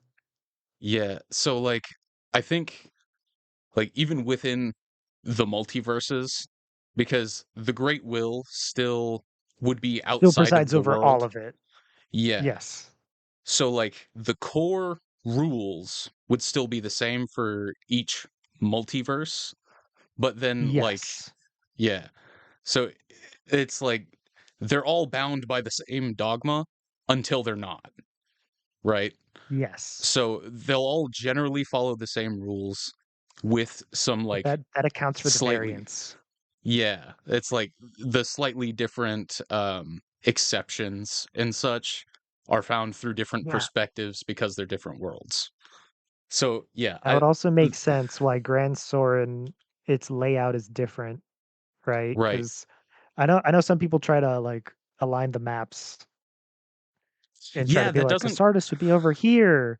It's like, okay, I'm I get guilty that of you're that. trying to align it, but it's like, if you look at Grand Soren, can you tell me why the Duchess's tower points southwest instead of Yeah. northeast? No, Because it's the literally Duchess's tower is flipped. supposed to point towards Blue Moon Tower. That's the Yeah. way it's looking. It's looking towards Blue Moon Tower. Why are we looking at Batal from it? And then It's you might be literally like, flipped "Oh, okay, upside down. so then Casardas should be in the middle of the Brine Ocean, right?" It's like, No, because technically the gate that you if you align the front gate of of Grand Soren, the front gate of Grand Soren is where it's supposed to be. It's just the Duke's Manse is rotated, like the Noble Quarter is condensed and rotated in a way. But the main gate that you enter in, like you can technically follow the path, like in the underwater, and you can essentially hit Moon's Bit Pass, which will be around the bridges that you cross. Like it's Yeah, roughly Moon's Bit, which is funny because it's like that's the part you can see before the brine goes down. Like if you yeah, follow the path, it roughly equates to the volcano island being Casardis if you just like rough draft it. Like right. that, But then yeah. like And then the the whole variances, thing, right? Like that's why I still think Moonglint is on top of Casardis of this world because they yeah, say there's a village underneath it. I know I that's don't that's think a little so. contentious and there's not a lot Yeah, of solid evidence, but I think the fact that there's a village buried under a tower, the fact that if you follow the paths once the brine is gone, you get the rough draft path of you guiding the carts. Like there is a path that leads you straight to the gates that roughly matches what you do in Dragon's Dogma 1. I think this is we're getting off on a tangent, but yeah. yeah, no, we're super far off base. This is not speculation anymore. We're literally just lore Yeah, talking. yeah. But It's yeah, hard no. not to. One last thing before we actually get back to speculation is like another thing about like it like everything just being off is the pawn line that the seafloor shrine is not made of mortal make. So like Yes. yeah, that's we literally have the historical account of when the Duke's domain was built. So, like, you Mhm. can't say, "Oh, that means that the Duke's domain was just eternal." It's like, no, no, we have the account of it being made. So, like, this version of Grand Soren is some cosmic anomaly. Like, it's not Yes. like this is literally the Grand Soren that we know and love. This is a weird anomaly in time and space, probably brought about by Rothius's rebellion, but like that's just Yeah. speculation. That's just a guess. Anyway, back to actual speculation of what we're supposed to be talking Back to about. Dark Arisen stuff. Yeah. Yeah, Whoops. Whoops. yeah. Okay, where did we leave off? We left off with Air is Hannah from Netflix. That's what we were talking about. Yes. Yes. That was Um the last thing we left on. So, uh, obviously, with the new information, this is less like Yeah. Air A isn't hearty no. arisen. Yeah, yeah. We know that Air is an arisen. Do we Yes. think she's going to be a past arisen or an arisen from another world? Ooh, see, both could be possible, right? Because it's the Dark Right. Arisen. The It the is name Dark Dark Arisen, Arisen is there, and Dark Arisen and Norgan by being covered. rules. Oh, sorry, I'm talking No, no, over you. yeah. I think we're gonna get to the same point. Like, by the Yeah, rules of Dark Arisen, Bitter Black Isle allowed all Arisen from many worlds to show up. Like Baroque, whatever his yeah. name is, Baroque. that's an Arisen from another world. The Ulra we meet there, that's an Arisen from another world. They're not from our worlds. They're not our Hmm. Arisen. Those are other worlds Arisens. Yeah, guys, if you want to learn the lore of Dark Arisen, talk to Baroque and Ulra. They're literally like if you Yes. want to learn Dragon's Dogma 1 lore, talk to the NPCs. In Dark Arisen, Baroque and Ulra are basically the only NPCs. Just talk to them. And like They they have so will many tell you lines. right. Like there's so much from Baroque that I missed.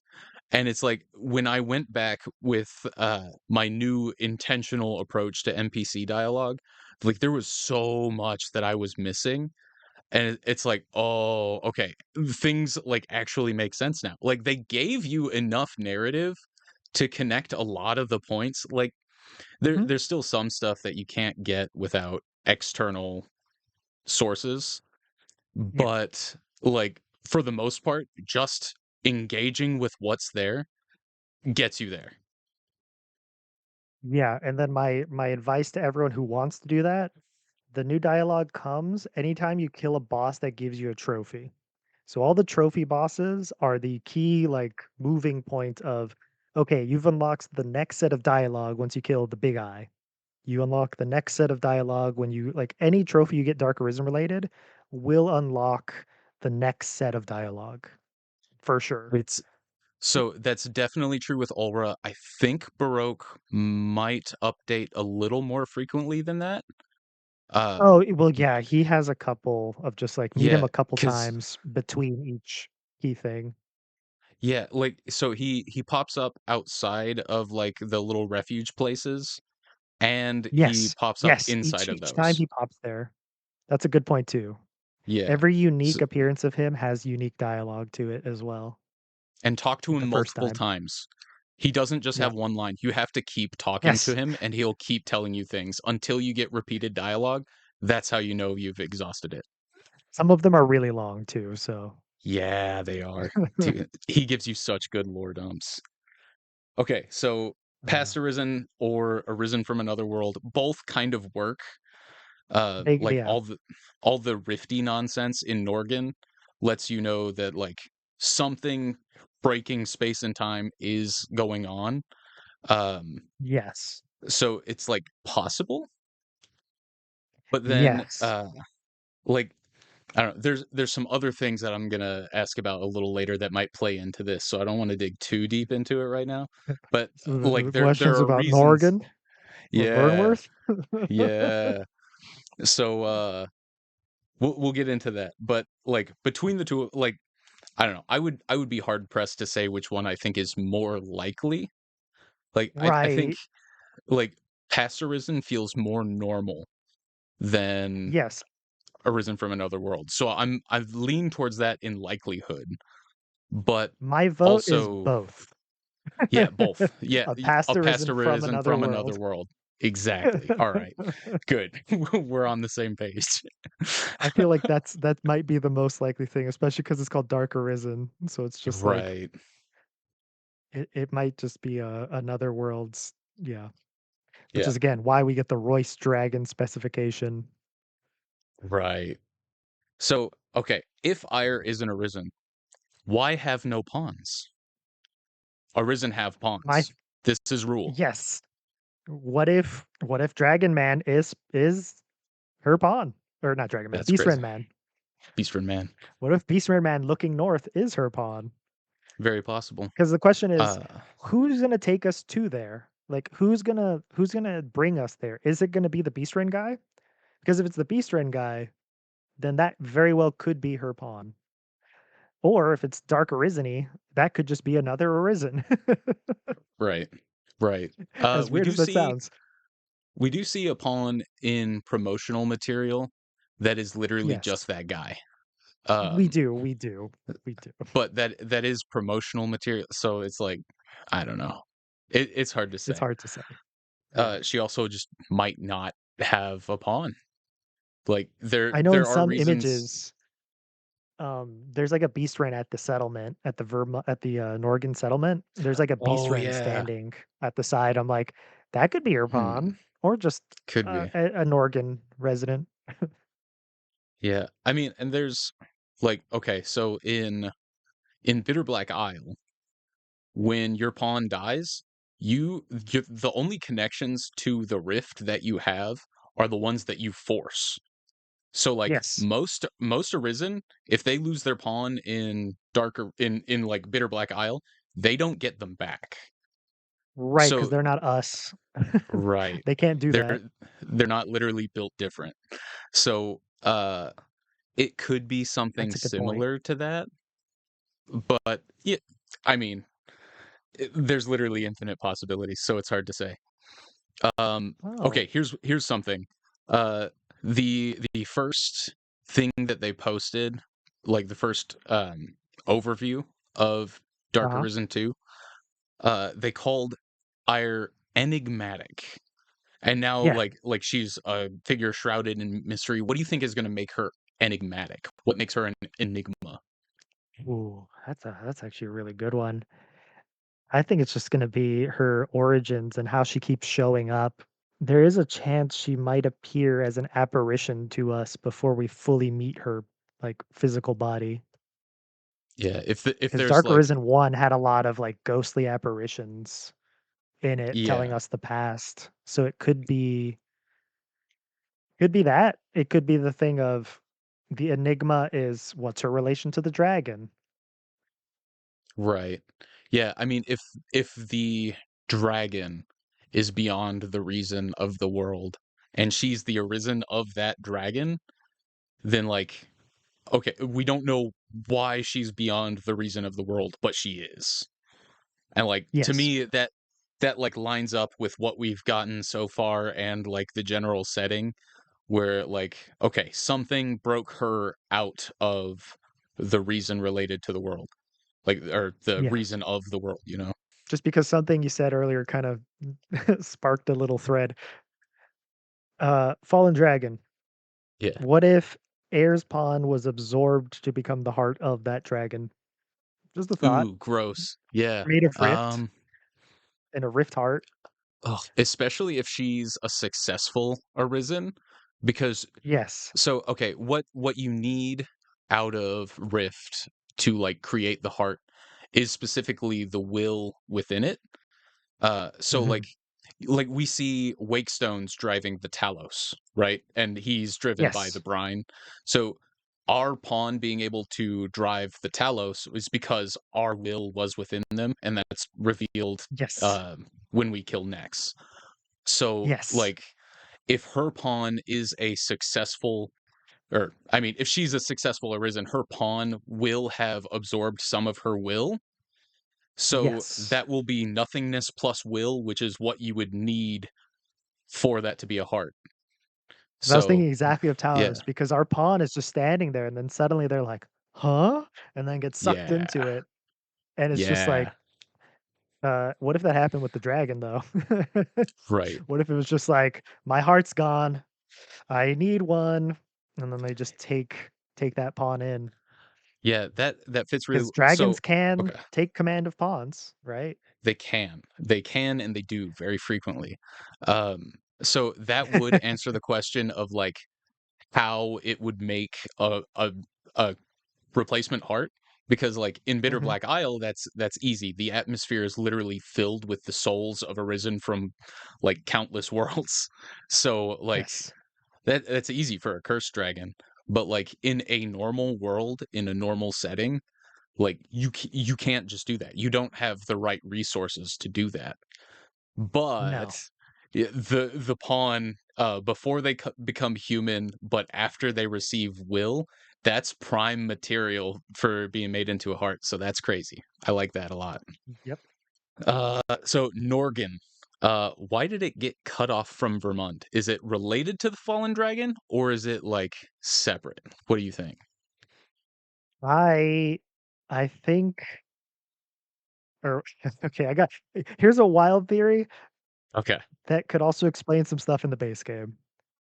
Hear me out. The fallen dragon what if the fallen dragon burned the base game?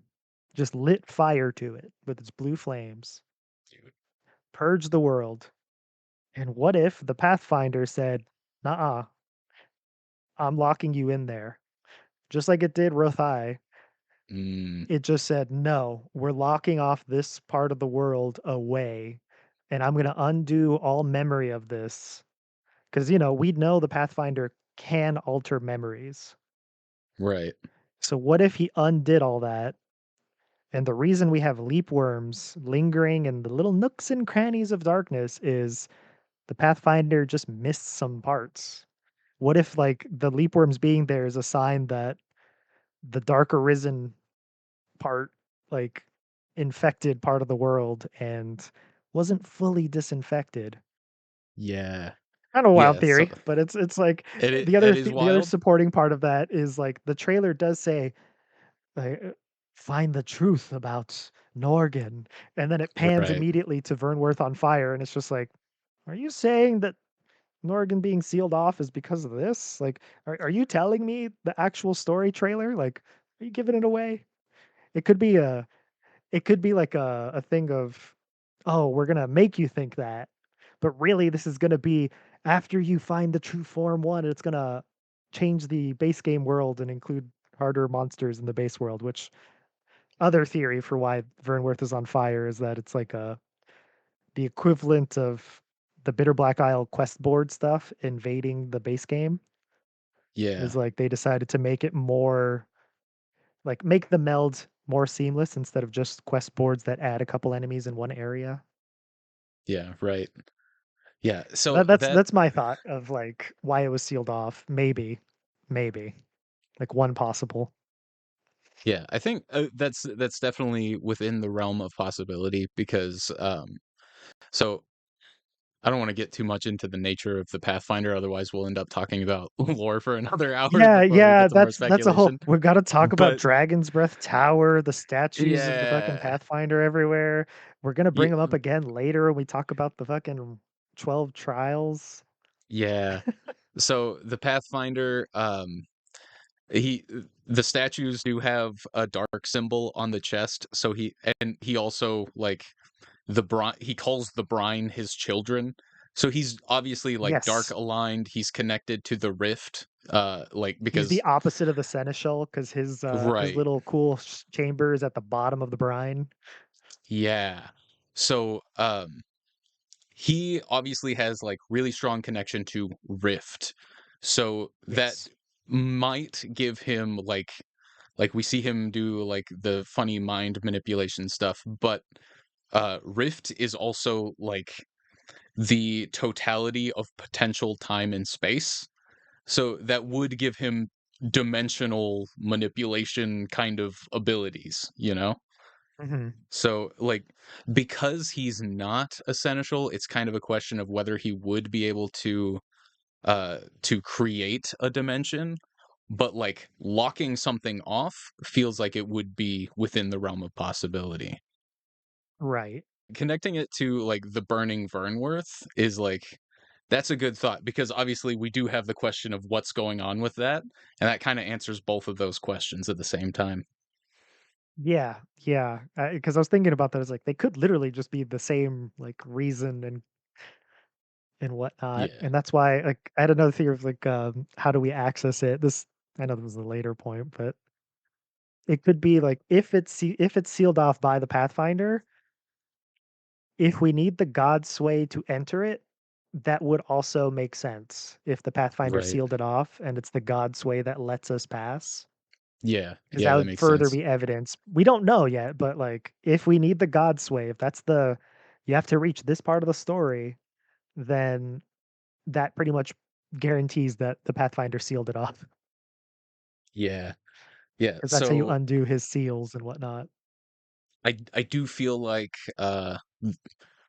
Norgan getting cut off from Vermont has to be some like dimensional shenanigans. I like Mhm. it doesn't have to be that way, but I feel like the excess presence of rift in the area is like evidence of that at least. Yes. So how that connects to like burning Vernworth, like that is a possibility. So the next point that I was going to bring up was um them using the phrase your unwritten tale begins. Because unwritten like that Yes. means something in Dragon's Dogma. It does.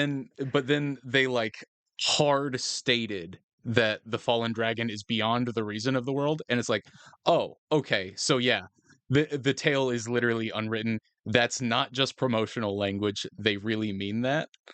So like Yep. there's not a whole lot of speculation left to be had on that. Like it just like it is what I thought it was. Mhm. But so now that that's out of the way, the burning Vernworth thing. For me, like the thing that makes it hard to think that like we're really affecting the base game is because like I mean generally just development wise, you don't want to do that. But like that's not a lore reason as to why. That's like literally just like would they want to put the effort into it? And like if this is a big DLC, they might. They might. So like that's Yeah. definitely like one of the options is like burning Vernworth is Post-game extra y- content, yeah. maybe or maybe in the middle of the game the Oh, yeah, Vernworth that you yeah, true. know and love is just like burning and it's like oh crap we got to do something about this uh one thing that somebody pointed out, it could be like just like you failed cutscene. Like you Oh, do the also a final good point. dragon, and then like you lose to the fallen dragon. And then like, okay, it shows Vernworth burning, like the whole world is going to fall into flames now. So like that's Possible. possible. The least exciting thing that I thought of is like it's a prophecy or like a dream or like a what if scenario that you have to prevent. And Yeah. that sucks. That sucks because it has the least implication on the actual story. Because like we're already going to fight the fallen dragon. We already know the stakes. And if it's just a pretty cutscene to let us know that the stakes are high, then it's useless, right? So I hope it's not that, but that's one of the Yeah. I think options. her talks made me think of another way that it could still work is what if, since this might be a different world's dragon and air is probably from another world, what if the Vernworth in that world was burned down by that dragon? And the reason they're sealed in Norgan is, it happened in their world. All the cursed shenanigans happened. Suddenly, that part of the world became this, it infected all the worlds and became a whatchamacallit, connection point between all the worlds, like Bitter Black Isle was. So Yeah, suddenly, this dragon now is in our world and has destroyed a Vernworth. So the Pathfinder sealed it off because they're like, wait a second, yeah, this you're not thing supposed to can be here. destroy the world. No, Yeah, I'm gonna hold you off in that little area because otherwise this world is just dead. yeah. That's what I said. I wanted it to be in my speculation video. Like I want it Mm. to be like this is the Vernworth of another world, and then like that means the fallen dragon and Ire and they're from another world, and then that might give us an excuse to go beyond the rift finally, because Dragon's Dogma Oh 2 yeah, does not want us beyond the rift. The one time at we all. set foot Yeah. there, the Pathfinder is like, "You're not supposed to be here, bud," and then he tries to eat the world. So like Yeah. Yeah. being able to go beyond the rift would be nice. Yes. I'm hoping the thing I'm hoping for Beyond the Rift, we have no idea what relic expedition cycles are. They have not told us anything about that. That is like the Right. one phrase you see on the website, they see in the trade, like they mention it, but there's no like clarification of what it is because they're like, oh yeah, the post game is the relic expedition cycles. I'm like, well, you're not telling us anything about it. Is it like, are we going into other worlds and like doing expeditions into it? Because that'd be cool, like alternate, slightly different worlds, like a Everfall, if you will, like an expedition into it. Like, that's my hope for Relic Expedi I know I'm jumping to some side stuff, but, like, I just Yeah, wanna no, bring that's this up good. because it's just Yeah, if we're doing it's the other related. world stuff, it'd be cool if, like, if in the game we kinda touch into it, it'd be cool if the Relic Expedition cycles were essentially like the Everfall of, "Oh, these different doors will lead to different places, and it refreshes," but, they actually do a little more with it than just the Everfall. Yeah, like And for those who repeated don't know, dungeon type the of stuff. Everfall, every door is a different world, y'all. Yeah, that's why like okay, there's a lazy development excuse that like they didn't want to make a whole bunch of different dungeons, but the reason they repeat is because they're all literally other worlds. Like Yep. if you pay attention to the pawn dialogue, like the Everfall is the trunk of all branching worlds, the axis about which all turns. Like there are a lot of statements And all about the the gear, Everfall. all the Everfall exclusive gear, well, I shouldn't say exclusive because Dark Arisen did make it, so the relics come from that too, which also tells you Arisen from other worlds are showing up there. But yeah, Right, before the DLC came out or the expansion came out, the Everfall exclusive gear told you, "Hey, this is from another world. Hey, this is a different thing." right. Yeah, there's a lot of stuff in the game that's like you go in there and you're like, "Oh yeah, this is like however many it is, like 16 dungeons." It's like, "No, actually those are like all different worlds. Like we're not just in a mundane dungeon. We are in a multiversal construct." Yes. But yeah, so the relic expedition cycles. The least exciting thing that they could mean, which I have a tendency to lean towards that, is it could be just like going out, killing stuff, getting the relics, and then bringing them back, and then like Oh, going out and yeah. getting them and bringing them back. Like that is the cycle, And it's like Oh, I hope it's something more like a repeatable dungeon or something like I that. hope so too, and I forgot to bring this up because I forgot to write it down because I was this was just a random throwaway line I heard in the game, and I was like, "Wait a second, this throwaway line doesn't refer to anything." If you talk to basic soldiers anywhere in the world, it's a line that only soldiers can say.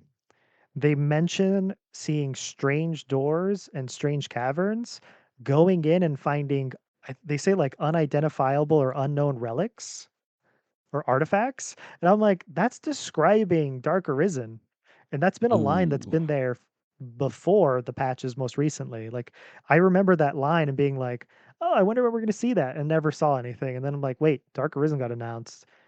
All that lines perfectly with Dark Arisen stuff. It's sort of like the game always had stuff that was telling us Dark Arisen was always planned. The fact that yeah, there's for mentions sure. of the North, the fact that these guys mention unidentifiable artifacts, strange doors. Like there are NPC random dialogues that hints towards this, as well as some items. But Yeah, yeah, no, sorry, just slight tangent, but sort of related. yeah, no, it's still related to the DLC because like some people, I mean, a lot of people while we were waiting were like, they've never planned DLC ever, and like everybody else was like, but we have all this stuff in here that points to it. And it's like, so we know, like, from them making the base game, they intended DLC. From the And like, beginning. Yeah. yeah, for me, it was just a matter of like, are they actually executing on that intention, or are we Yes. getting left high and dry? And like I always thought that like they would be so stupid to just like make all this stuff and then just drop it, and then like the constant Yes. like they anytime they talk about Dragon's Dogma 2, they only talk about how successful it was. They always mention it as a major Yes. brand. And It's then always like, listed on the yeah, sales. right. And then like all of a sudden they're just like, yeah, we're actually never going to support this game again. Like that doesn't seem right. Capcom doesn't do that, So especially not like, with the business stockholder things. right. Yeah, that's like, yeah, they were making like a bunch of statements about like, yeah, we're gonna focus on smaller franchises now, and it's like Dragon's Dogma, Dragon's Dogma. That's Yeah. like one of those. So it's like, why would you Well, say we got that and then Onimusha do coming out soon. right, dude? That's I don't know if I'm gonna get it or not just because I'm so hyper focused on Dragon's Dogma, but it looks so good. But anyway, I'm not gonna we're try to not talking beat it about as fast as Onimusha. possible before yeah.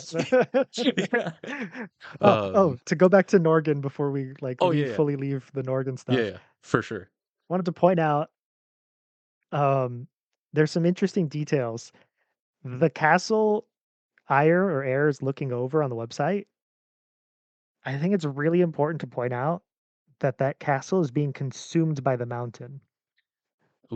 And Ooh, I think that's gonna reveal an important thing about the lore of how the world works and why Moonglint is above a village somehow, why the brine is completely over, like, a part of the world that did exist, and I know Grand Soren was brought there possibly through other means, but there's clearly paths and other things around it that, like, it wouldn't make sense, right? Like, why is the world so elevated?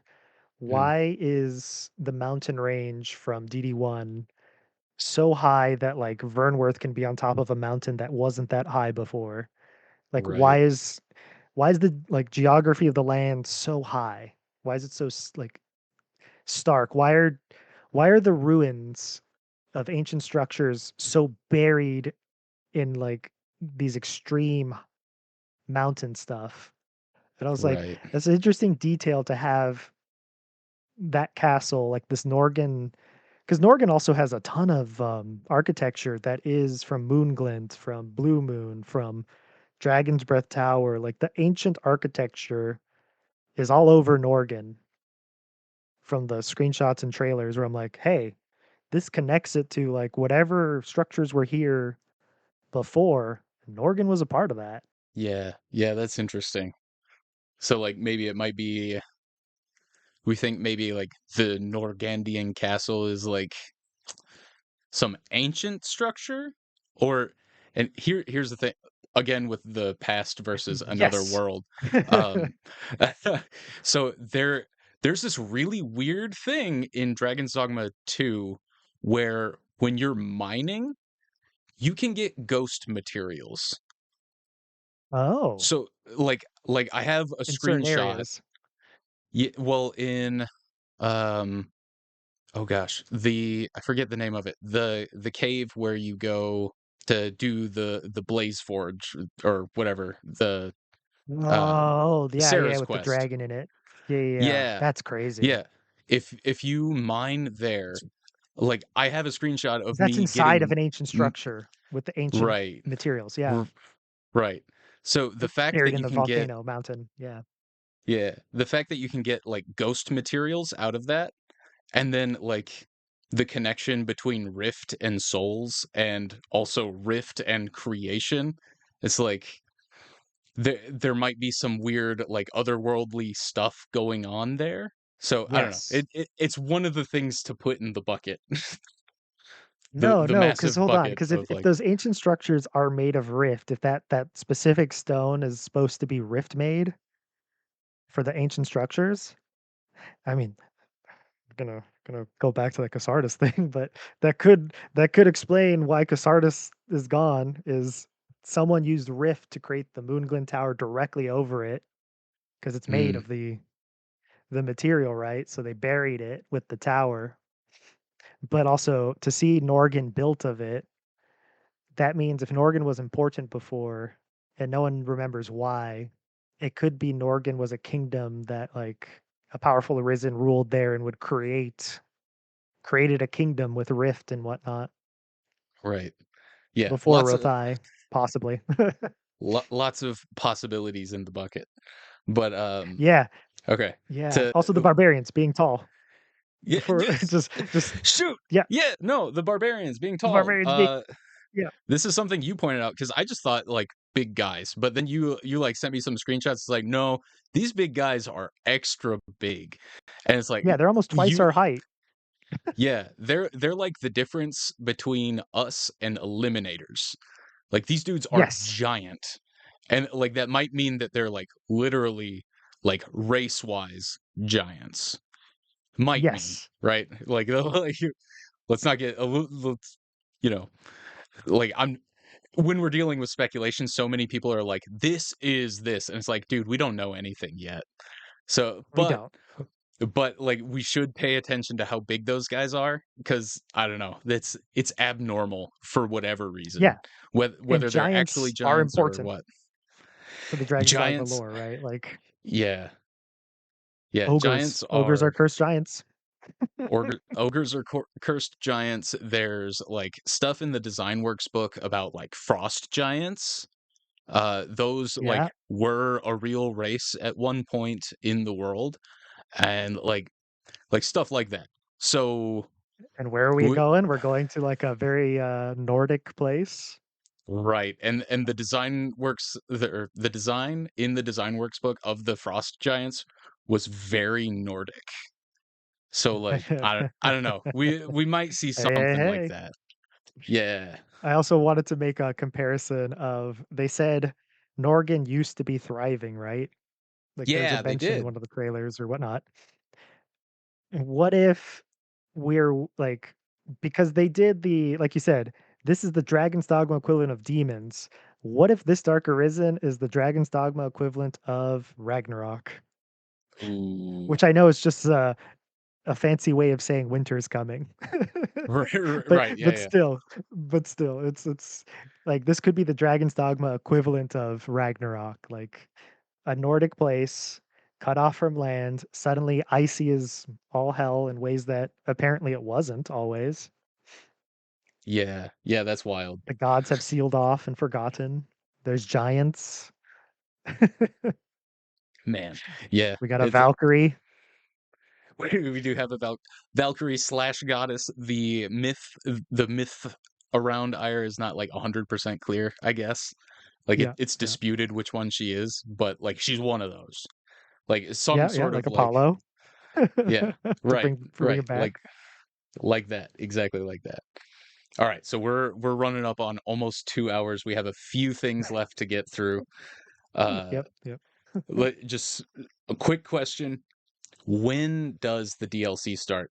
Like, when do you think it's going to be? I see a lot of people saying, like, after the Unmoored World, and to me, that like literally just does not make sense. It Like, can't make sense because the sky is not red. right? No, I mean, like, people are saying like after, like in the true world that we bring about Oh, by destroying the brine. there's But like, we get a when we Fallout 3 destroy the thing brine, where the end, we suddenly wake up and are like, "Oh, hey, we can continue playing the game and freely explore."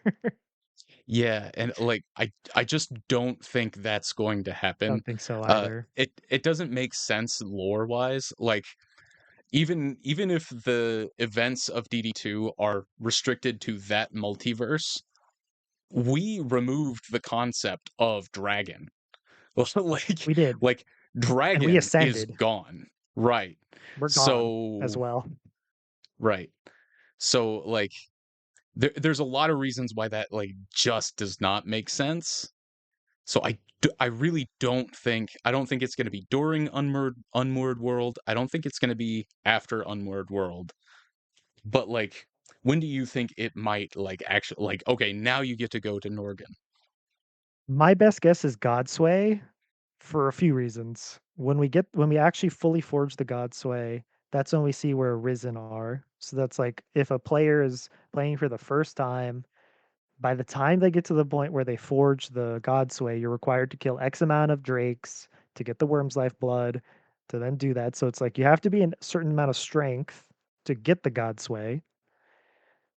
And it is a powerful tool that, if the Pathfinder ended up sealing it, that's how we access it. But then also the 12 challenge dungeons have rift doors, which all the rift doors we see in the base game require the Godsway to activate.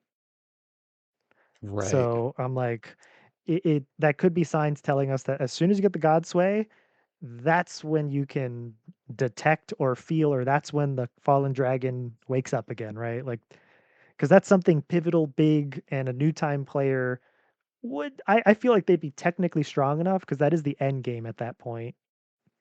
Yeah. The only problem I see with that is like as soon as you get the Godsway, Phasis is on his way to Moonglint. So like story wise, As long as you don't that's get like close to that really door. awkward. It is But just like kinda awkward, yes. yeah, the timing is like really awkward for that because Ambrosius is like, I have to get this to Lord Phasis at once, and it's like, or we could go on like a little trip real quick, you know. So like that, like it makes sense to be tied to the Godsway, but like the timing of it just feels weird. Um, Sorry, you just reminded me of my first playthrough where I opened the door and then I was like, "Oh, I wanna explore the world a little more." So, I was like, "I've never been down here." I found the alternate path to the volcano island, the dungeon thing. oh And then I yeah, got the cutscene of Talos attacking faces the second I hit the dungeon, and I was just like, "Oh, no." I was just like, "I think I'm supposed to be there," and then I got the quest update, I'm like, "I am." So I had to sprint through that entire dungeon, and then I luckily beat Talos before he made it to the lava lake, which I didn't realize was the thing that if you take too long, he walks into the lava lake. I didn't find that yeah, out and till then much later, but yeah, yeah, that's yeah, yeah. That is an awkward yeah, point. Like, I will admit, that is a flaw to that where it's like a lot of new players could accidentally proc that and fuck up the Talos thing. right. So like I don't know. I kind of feel like after the coronation might be a good spot to do it because it's like That's also a you're pretty good one. you're just heading to Batal. So it's like Yes. you're breaking out of of Vermund. So it's like, okay, now this is a good way to like, are we going to Batal or are we going to Norgan? You know? Yes. But I don't know. At And that point then I have on one crazy one. yeah, okay. All right, hit me with it. New Game Plus, when you jump on the Griffin, Ulrika doesn't Oh, shoot it yeah, down, and it just takes you north as it's supposed yeah. to. Because I don't know if all y'all paid attention, but when that Griffin is flying, if Ulrika didn't shoot it down, that Griffin was gonna take you to Norgan. Like, it's It going straight north. it was going straight north. So it's Like, like, it wasn't stopping. no, it was heading, like, right over the mountains that are north of Vernworth or of Vermont. So it's Yeah. yeah, it might have literally just kept going to Norton. And like, okay, being okay, it kind of sucks if it's relegated to just New Game Plus. Because then it's like, what do you Yes, mean I yeah. have to beat the game before I can play the DLC that I bought? You know? But at the same It time, is it's like, nice yeah. because I wish Dark The- Arisen 1 did that. Yeah, running in, dude. The first time going into Bitter Black Isle, I'm like level 40 or whatever, and then like I run into Death, and he instantly one shots my whole team. It's like, I'm not supposed to be here, like, Yeah, yeah, dude. or level 10s walking in there being like, "Oh, who's this lady at night?" Yeah, right. Because you can literally go there, like it's like right after newly arisen.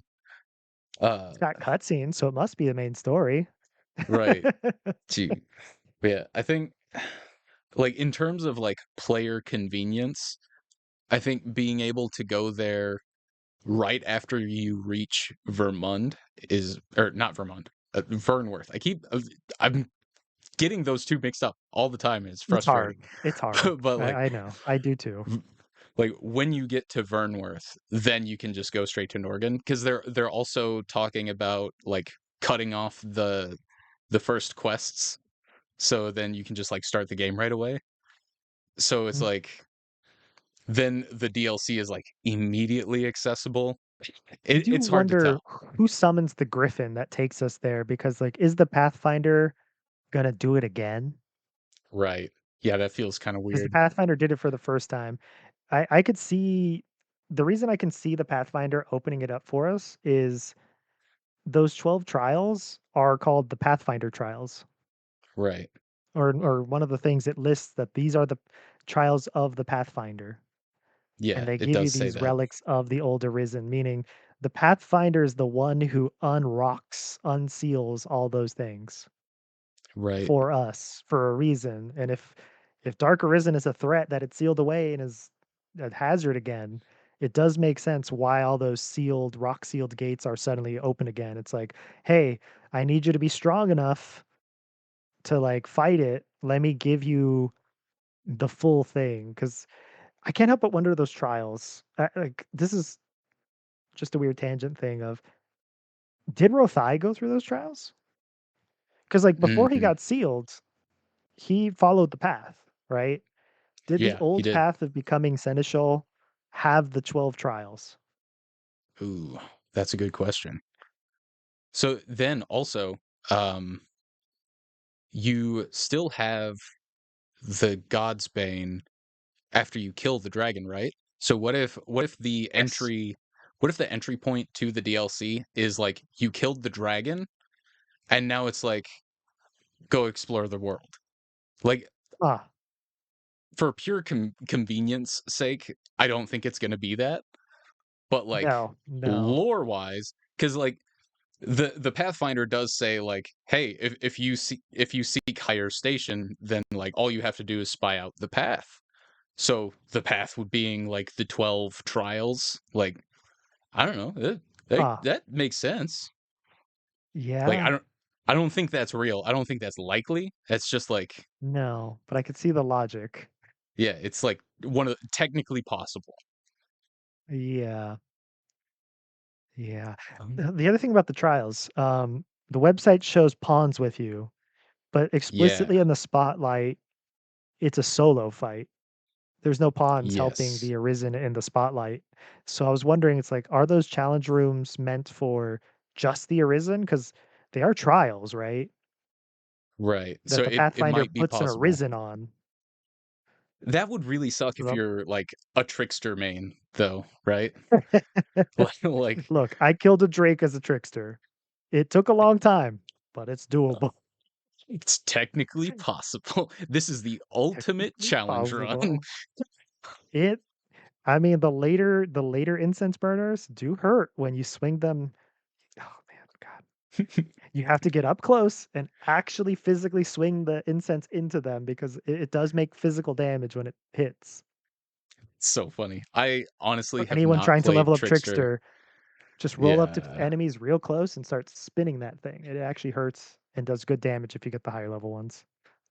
I legitimately leveled Trickster through Warfare, so, like, I have played, like, I think I switched my vocation to Trickster just to try out the skills, and I was immediately like, "Yuck, I don't like this, I'm gonna hit stuff."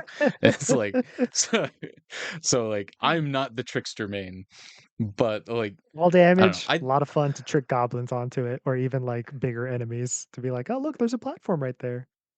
yeah, like, it is a valid play style, but me personally, I'm too unga bunga. Like, I have to It's whack difficult. stuff. Yeah, right. You have to be creative. We're getting close to the end of it, but, like, how big do you think the DLC is gonna be? My best healthy estimate is 33% of the base Like game. 30 okay, like 33% of the whole, like, Vermund Map and size, yeah. Batal. Okay. Yeah, the entire map. Why? Because it says it's a new region, and I'm like, that's roughly that, and if you look at, like, Agamen, or you look at Batal, or you look at Vermund, they're all kind of equivalent, kind of. I count Agamen as its own separate region, even though it's considered part of Batal, but it is pretty big, like, there's a lot to do on that little island. Yeah, for sure. Yeah, I think so for me, I think it's probably gonna be, like, around a 4th. Yeah, yeah, But yeah. like I'm happy with that. I think that is plenty. If it's a fourth of the size, but it's all like meaningful area, then like good. Yes. Yeah, but do you remember the Dragon Princess leak? I I'll be honest, I the last time I looked at Dragon's Dogma leaks were for before 2 was officially announced, and a lot Yeah, of and it was times a load of junk. I was just like, "This doesn't really sound right at all. We're Yeah, gonna be no, an it was a classless Arisen, and then we have to unlock the classes." I'm like, and "That like doesn't." there's this mask Well, I that you like the have to idea wear, of and it's like, yeah. yes, the mask thing, yeah. I was like, being a freelancer, like, I like the idea of freelancer, which we got in Warfare, which some people are like, "See, it's true." It's like, okay, we're grasping at straws. I could make an assumption that yes, the next Dragon's Dogma is gonna have a class to start because I played Final Fantasy 3 and Onion Knights are cool, and you know, Yeah. it's like we can come to these conclusions just by playing RPGs and being like, "What if it was like this? I can make it sound good." So Yeah, I don't put much merit in a lot of leaks. so me either. Um, I remember when the Dragon Princess leak came, and I was like, "This is a load of hooey." Now, to be fair, there are some things in it that are true, but at the same time, they're like kind of vague enough that you could have already guessed it. Like it does say like, "Oh, we're gonna go to a region in the north," but then it gets the name of the region wrong. It says that it's like swamp and tundra, and it's like that feels like somebody was playing too much Elden Ring, and it's like, It's yeah. So we haven't seen any swamp for no. anything yet, but like there's enough wrong in it that it kind of dismisses the stuff that's right. But one of the Yeah, things and that a lot of those guesses, if you just played the base game and saw the north hints, you could be like, "Oh, it's hinting to the north, so if I guess the north, people will yeah, believe me." exactly. But then like one of the things that they speculated was it's going to be the size of the whole base game. And it's like, No, nah, no, that's nah, not not happening. even. No expansion Like does it. not This even isn't The close. Witcher 3. Yeah, there's literally no world where that happens. Like, I don't think so. Especially like they spent what 5 years developing just the base game, and then they spent like 2 years developing this. There's no way they just did that. Like just No, time wise, it's not feasible. And like no, I don't think most no, people would want that anyway. Like it seems to me no. like people want less space and more meaningful space, you know? They want dungeons too. Right. Lots of dungeons. Yeah. It's very Zelda community-ish in some ways, which is funny. Both Zelda and Dragon's Dogma, when people are like, "More dungeons!" It's like, "Okay, yeah." I understand. All It's right. not the whole identity of those games, but yeah, I get what you mean. Yeah. So, speaking of dungeons, for the final question, with the 12 spell seal dungeons, how much story do Uh-huh. you think is going to be involved with that? Or is it like going to be purely gameplay focused? The spotlight made me think it's probably more gameplay focused, but some of the screenshots on the website have my hope up a little bit because it looks like in one of the screenshots, there's like a cenotaph or like a tablet with some stuff on it. So Yeah. there might be like little, since it's Dark Arisen, there might be tablets in there that like give us a little insight into these different Arisen that we're getting the gear of, Right. which would Yeah. be a cool That's way to do it. Cause like Dark Arisen had, if we talk about the Monument of Remembrance, well, yes, it was all stuff towards Dark Arisen.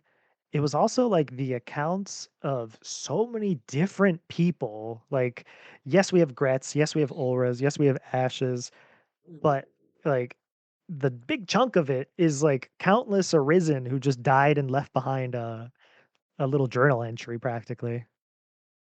right. So I I also think it's going to be something like if there's any story included at all, it's probably going to be something small. Yes. Dragon's Dogma, especially 2, likes to do a lot with a little. So they'll give Yes. you like one of the big lore dumps is like a single line from the Dragon Forged and like an unprompted line. So you can't even get it from talking to him. You literally have to Yes, get you it have to from just stand near sitting. him. You just have to like sit and watch him for a while, which is like not interesting gameplay, and it's gonna make my Dragon's Dogma 2 lore run like really Impossibly difficult. difficult. But like Yeah, no, I've been he finding that says, out that like there's a lot of characters who do that.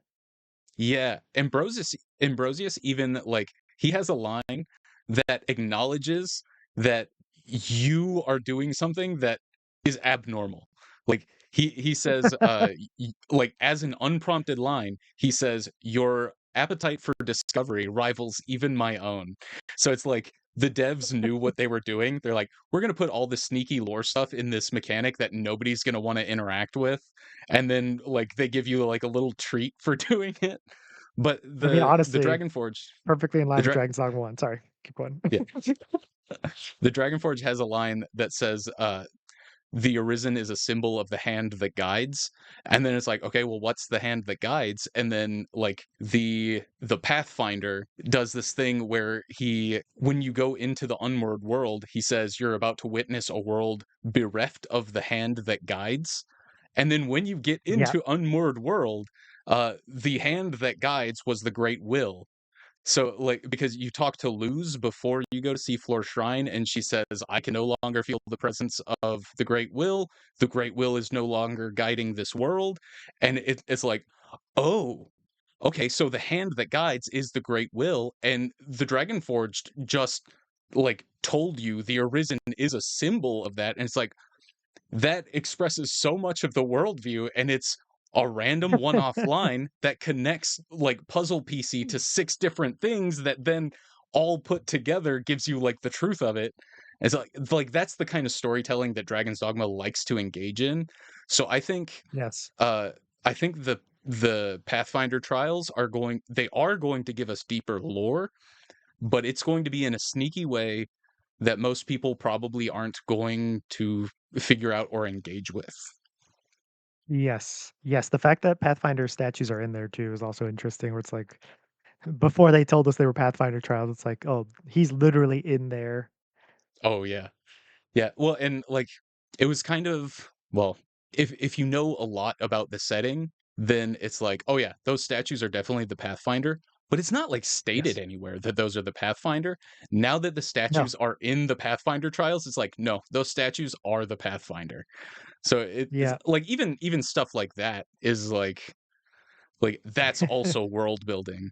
So I think it's not gonna be like you go into a dungeon and then they give you a whole bunch of exposition. It's gonna be you go No, into a no. dungeon and you find a note, or you get a one-off line from the Pathfinder that connects to some weird one-off line somewhere else. Or It's the probably gear gonna you be something get like says that. one sentence. Oh, yeah, yeah. Although the item descriptions in Dragon's Dogma 2 are a lot more detailed than most of the Dragon's Dogma 1 descriptions. Yes. Dragon's Like, Dogma 1. This is a cloth made of fabric. I'm like, "Oh, okay, right. thanks. That was very Yeah. informative." Yeah, the former property of an ogre, and it's like, "Oh, gotcha." Okay. Then, like, you have in the Tomb of Genua, you get Genua's mask or whatever, and it Oh, tells yeah. you, "This was the guy who discovered or who, like, made the philosophy of the 5 elements." It's like, "Oh, that's actually, like, really big." So, like, I don't know, maybe they'll do a lot more with the item descriptions, but, like, maybe not. It'll It looks like probably be like The Norgan artifacts 100% are giving us more info because, like, the few things we've yeah, scrolled over, it's like a shield reminding Norgandians of a simpler time. I'm like, "That's yeah. kinda fucked up," but also the fact that they're still making armor after the fall of Norgan, that already tells us we do have living people or did have living people here after the fall, Right. Yeah, still crafting and living. I think the Norgan portion is gonna be super story heavy, Yeah. because, Dark Arisen itself, like Bitter Black Isle, is super Oh, yeah. exposition heavy. Like, the That's a good Monument point, of yeah. Remembrance is like it's like the whole story listed out right in front of you, and all you have to do is, you don't even have to Find read it. them. The characters literally read it for you. And then, like, walking through Bitter Black Isle, you get the exposition of, like, all the other, like, Fallen Arisen and stuff. So, Bitter Black Isle itself is super exposition heavy, but then, so I think Norgan probably will be too. And then, like, the Pathfinder trials are just gonna be, like, little lore bits. Yes. Yeah. Yeah, I agree with that. I have wondered one thing I am wondering is, will one of these trials give us something of Savan? Ooh, dude, shut up. Yeah. No, See, shut up. that because it said past Arisen, right? So I'm like, I wonder if, like, are these going to be Arisen who just simply existed? Or are these gonna be all Arisen who achieved seneschalhood? Like, what Right. is why are they locked behind this, and what will they represent? Like, the other thought is, will these be if it's not the seneschal ones, are these all gonna be the rulers of Vermund? Like, previous Arisen rulers, and these were their, like, titular weapons, the stained glass people? Although there's only 7 Yeah. of them, but, um there's only 7 of them, 7 distinct ones, 'cause I know some people might be like, "But this cathedral has 9." I'm like, "Yeah, but they repeat some." It's 7 distinguished ones because during one of the loading screens, they lay them out all nice and show you that there's only 7. Um, but yeah, it'd be interesting if it's the previous rulers of the actual world or if it's the previous rulers of the world above, or, Yeah. the world at large. Okay. So, to wrap it up, just one final thing outside of, like, speculation. Not Okay. something you think is likely. What is one thing you just really wish they would add to Dragon's Dogma 2? I know, it's Just big. add. Yeah, one Okay. thing. Like, you can Hmm. pick one thing. I have one in mind, but you go first. Unless you want me to go first. I will go Yeah, first. how about you go first? Give me a sec to think Okay. about this, but Something also maybe from hearing yours, it'll something will click. yeah. Okay. So something that bugs me. It keeps track of, like, all the enemies that you killed. And, like, Mhm. in Dragon's Dogma 1, all these monsters had a ton of background that we did not get until the Design Works book came out. And then in Devil May Cry 5, they have these huge bestiaries where they give you all sorts of background on every single enemy. So, like, one thing that I would really want them to add is, like, bestiaries, like Devil May Cry, or even better, like Neo, where you kill a Oh, certain yes. amount. You like, It yeah, you unlocks a kill a new certain entry. amount of Yes. exactly. So there's like tiers of information that you can unlock based on how many you've defeated. So Yes. if they just did that, like if they gave a bestiary entry to every monster and then like made it unlockable, that gives you something else to do and it rounds out the worldview. And it's like it's so frustrating that they did it with Devil May Cry 5, but then they didn't do anything like that for Dragon's Dogma 2. So if I could add one thing, not anything hinted, not anything like a bunch of other people are talking about, that's just me personally. If they could add one thing, I would really want them to do that. Yeah, that is a good one to get more Right? lore and stuff. Like, Oh I mean, man. ultimately, everything I want is going to be lore based. I mean, Yes. almost.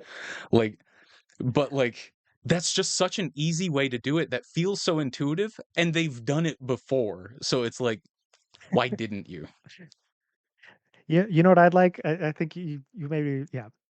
I want the stagger combos back. The alternate stagger combo, Oh, the stagger input. yeah. If No, every that's so good. weapon could get a stagger input like alternate combo, I think that'd be great. I like the way Dragon's Dogma 2 fights where it's like how you're standing, how you're moving, if you use the skill and then did a basic attack, if you attack like there's a lot of context sensitive animations that people ignore sometimes, but there's a lot of Definitely. cool unique versions of a lot of attacks, but it would be cool to have a hyper specific way to do a different combo. I know we're technically getting somewhat like that. Like to point out another thing from the trailers is they did show augmented versions of like deflect and tusk toss. Oh, yeah. So like Yep, you they are definitely did. augmenting things that are also not just, face button skills. You're also getting some other stuff augmented. So there's a part of me that's like maybe one of those augments gives us one. That's a hope. That's a wish. I'm like I wish they I hope they do.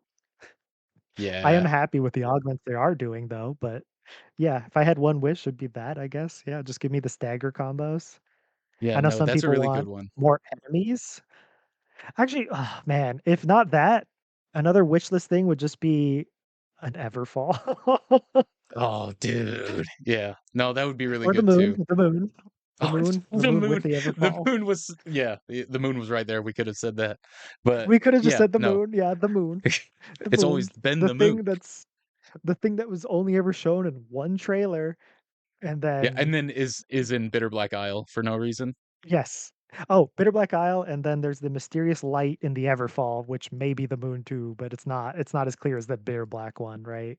Right. The Bitter Black one Yeah. is the moon, and only on the one It's floor. literally yeah, right. Or Yeah. outside of the labyrinth altogether. But like, Right. yeah. I remember when Dragon's Dogma 2 was like just announced. We didn't see anything yet. It was literally just the t-shirt reveal. We're making it. One of the Yes. first things that I said was like I wanted them to really double down on the action game elements. So like more Uh-huh. stagger combos, like d- make it a little closer to Devil May Cry because Devil May Cry has a lot of those stagger M combos make it where it's Neo like 3. yeah. So I actually haven't played Neo 3, but yeah. Oh, But oh. like When you that was do, one of the enjoy. things. Yeah, I still haven't beat 2. I kind of fell off Gotcha. of it. I was watching somebody else play like the first Neo recently, and I was like, man, I should get back into Neo. But and anyway, like I specifically said like I really wanted them to double down on the action elements, and then like they just didn't. They actually removed some of the action elements, like no more jump canceling. Like there are still cancels, but you have to like Yes. you have to play with them more. And it's like Yeah. it feels like it moved further away from like the Devil May Cry thing rather than closer. And as I was a little Yes. sad about that. I did like how much more methodical it became because now you actually have to worry Yeah. about stagger. Before stagger was not that big of a deal in DD1. Like from what I remember, I barely remember staggers from DD1. It was usually just if you were staggered, you were getting knocked down, straight down. It wasn't like Right. a, oh, you step back. It was you got smashed into the ground, now get back up. Like Yeah. that was Well, it. It because like yeah, the knockdown balance in Dragon's Dogma 2 is definitely like it's more intricate, but it's also a lot more aggressive. I think that's probably the source Yes. a lot of early difficulty. Yes. It's because but it makes tanks so much more valuable, right? Like an armor that actually Oh, has stagger yeah. resistance is so much better because it's like it makes archers and mages and thieves feel far more risk reward, where it's like if you're in the thick of things, that's an even bigger risk than it used to be because if an enemy doesn't kill you, it can stagger you into death, like or knock you off a cliff with the stagger. Like there's so many ways the enemy can now exploit you in ways that you used to only be able to exploit them in, where it's like it feels more I like it because I feel more like in the world where it's like the things I can do to you, you can do to me too. And that's scary. Yeah, I remember my dedicated warrior playthrough because I did like a dedicated playthrough of like all the vocations that I wanted to. I didn't do one for Major Trickster, but like when I did my warrior playthrough, it was like I got you know the move from the Doulahan that like you get caught by the scream and then he picks you up and he slashes you really hard. I was Yes. so used to that always sending me flying. I think they might have fixed this in the latest patch, but if your knockdown resistance was high enough, that final hit would not knock you down, and you would stand face to face with the Doulahan afterwards, and it felt so baller because I charged up the what is it the lash the indomitable Yes. lash or whatever. I charged that like right in front of his face and then smacked him with it. It was like, man, I'm a warrior, dude. Like that felt so good. The flyings definitely still happens. I fought a Dillahan as a low level recently and yeah, he does still send you flying with that. Yeah, it's just So it you was definitely so had enough resistance. they in one of the patch notes they said like they fixed an issue where the Doulahan's attack doesn't send you flying. So I'm wondering if like I haven't since been caught by one of those. Oh, to see if the So knockdown res still works. right, but I know definitely before the change happened, like tanking one of those and then responding, it like dude, you felt like such a boss. He was so good. All right, I think Yeah, I wait, what were you gonna say before I end us out? hold on, let me just check if there anything left I wanted to say with about Dragon's Dogma 2. Oh, Oh yeah. Yeah. with relation to how close it's gonna be to the first one. I think Oh yeah. I think the key things to remember is just like rather than think of Dark Arisen 2, it's not gonna be a carbon copy, it's not gonna be a this is the way they wanted to always tell the story because that's not what Dragon's Dogma 2 is. It's you're gonna see certain ingredients that you're gonna recognize, and they're gonna be recognizable on purpose, but they're gonna do something different with all the ingredients. So Right. we're Lots of 100% gonna it's gonna be very Arisen related. A pawn is probably gonna be somewhere in the mix, which is why I'm like air being a pawn or have been a pawn or the dragon's heart being the pawn. Like a pawn will probably be somewhere in that mix. We need a strong connection to be in the mix. Like there has to be love or like familial bonds. There has to be something very strong that will lead to making the choice so difficult. The extreme measure, the whatever, the wish, the curse, all those need to be there. Like that's how much we're gonna get from the original is like rather than think we're gonna get exactly a one for one of each thing, it's more the broad things, but we also need to put it in the lens of DD2, which, like we talked earlier, it's about the roles instead of how'd you put it with DD1, oh the like broader sense. yeah, so it's if we're talking about what I think we're talking about, like the Arisen like the Dragon's Dogma 2 focuses on like the actual like roles of things, whereas DD1 focuses more on like the ontological state.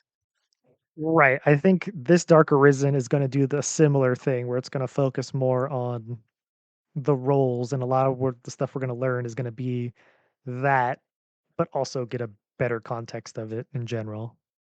Yeah, right. I think it's gonna be a lot of like similar themes and concepts rather than like plot specific points, you know? Yes. Like yeah. So that's pretty much where I am with it. Like I don't it's not going to be like plot for plot, point for point the same, but we're going to see a lot of similar themes and concepts. Right. Right. Exactly. Like Ulrika is Yeah. not Kina, Right. Ulrika is not but Kina. there are parallels. But there are parallels. She yeah, there are parallels. Dude, I'm not going to get started talking on Kina cuz we'll extend this way too long. But anyway, that's going to do it for this. Dude, we're rolling up on what's this recording at? Hold on, let me look. The recording is at 2 hours and 40 minutes of like pure Dragon's Dogma lore dumping speculation. Dude, this has been Apologies for absolutely how long this is going to incredible. take to edit. That's all right. I'm here for it. It won't be fun, but I'll enjoy it if that makes sense. But thank No, you, I get it. Otoako, for joining me. Uh, Yeah, anytime. honestly, this is our first time talking like voice to voice. It's always been chats and Yeah. comments. So like this Yes. is actually really incredible for me personally. But Same. also like what a good introduction of you to like finally people can kind of when I reference you, people kind of get a grasp of like, oh yeah, yeah, this is one of the guys. He's in here deep. Yeah, when I stream, sometimes people get that when they bring up Dragon's Dogma. I'll just start spewing stuff and they're not ready for it. I'm like, "Oh, sorry." Yeah, I'll get back yeah, to playing whatever I'm playing. I've definitely been there, but like random Dragon's Dogma lore drops in the middle of Romance Saga or whatever. Like, dude, it's Yes. incredible. Yeah.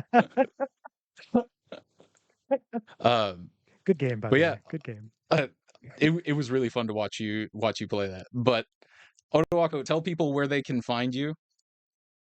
You can find me on, Twitch dot or Twitch what is it?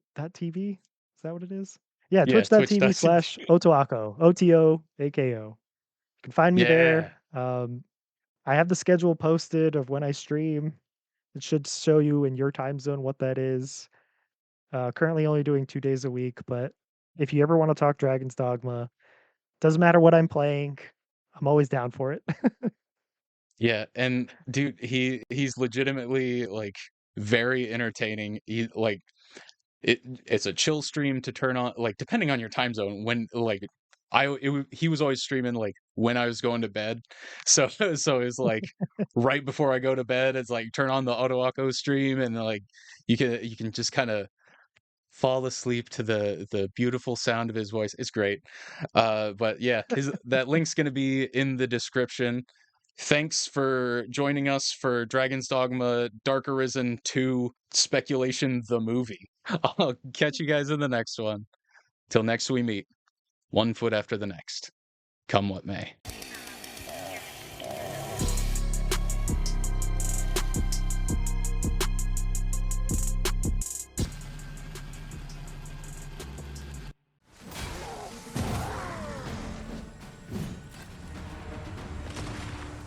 All right, we did it.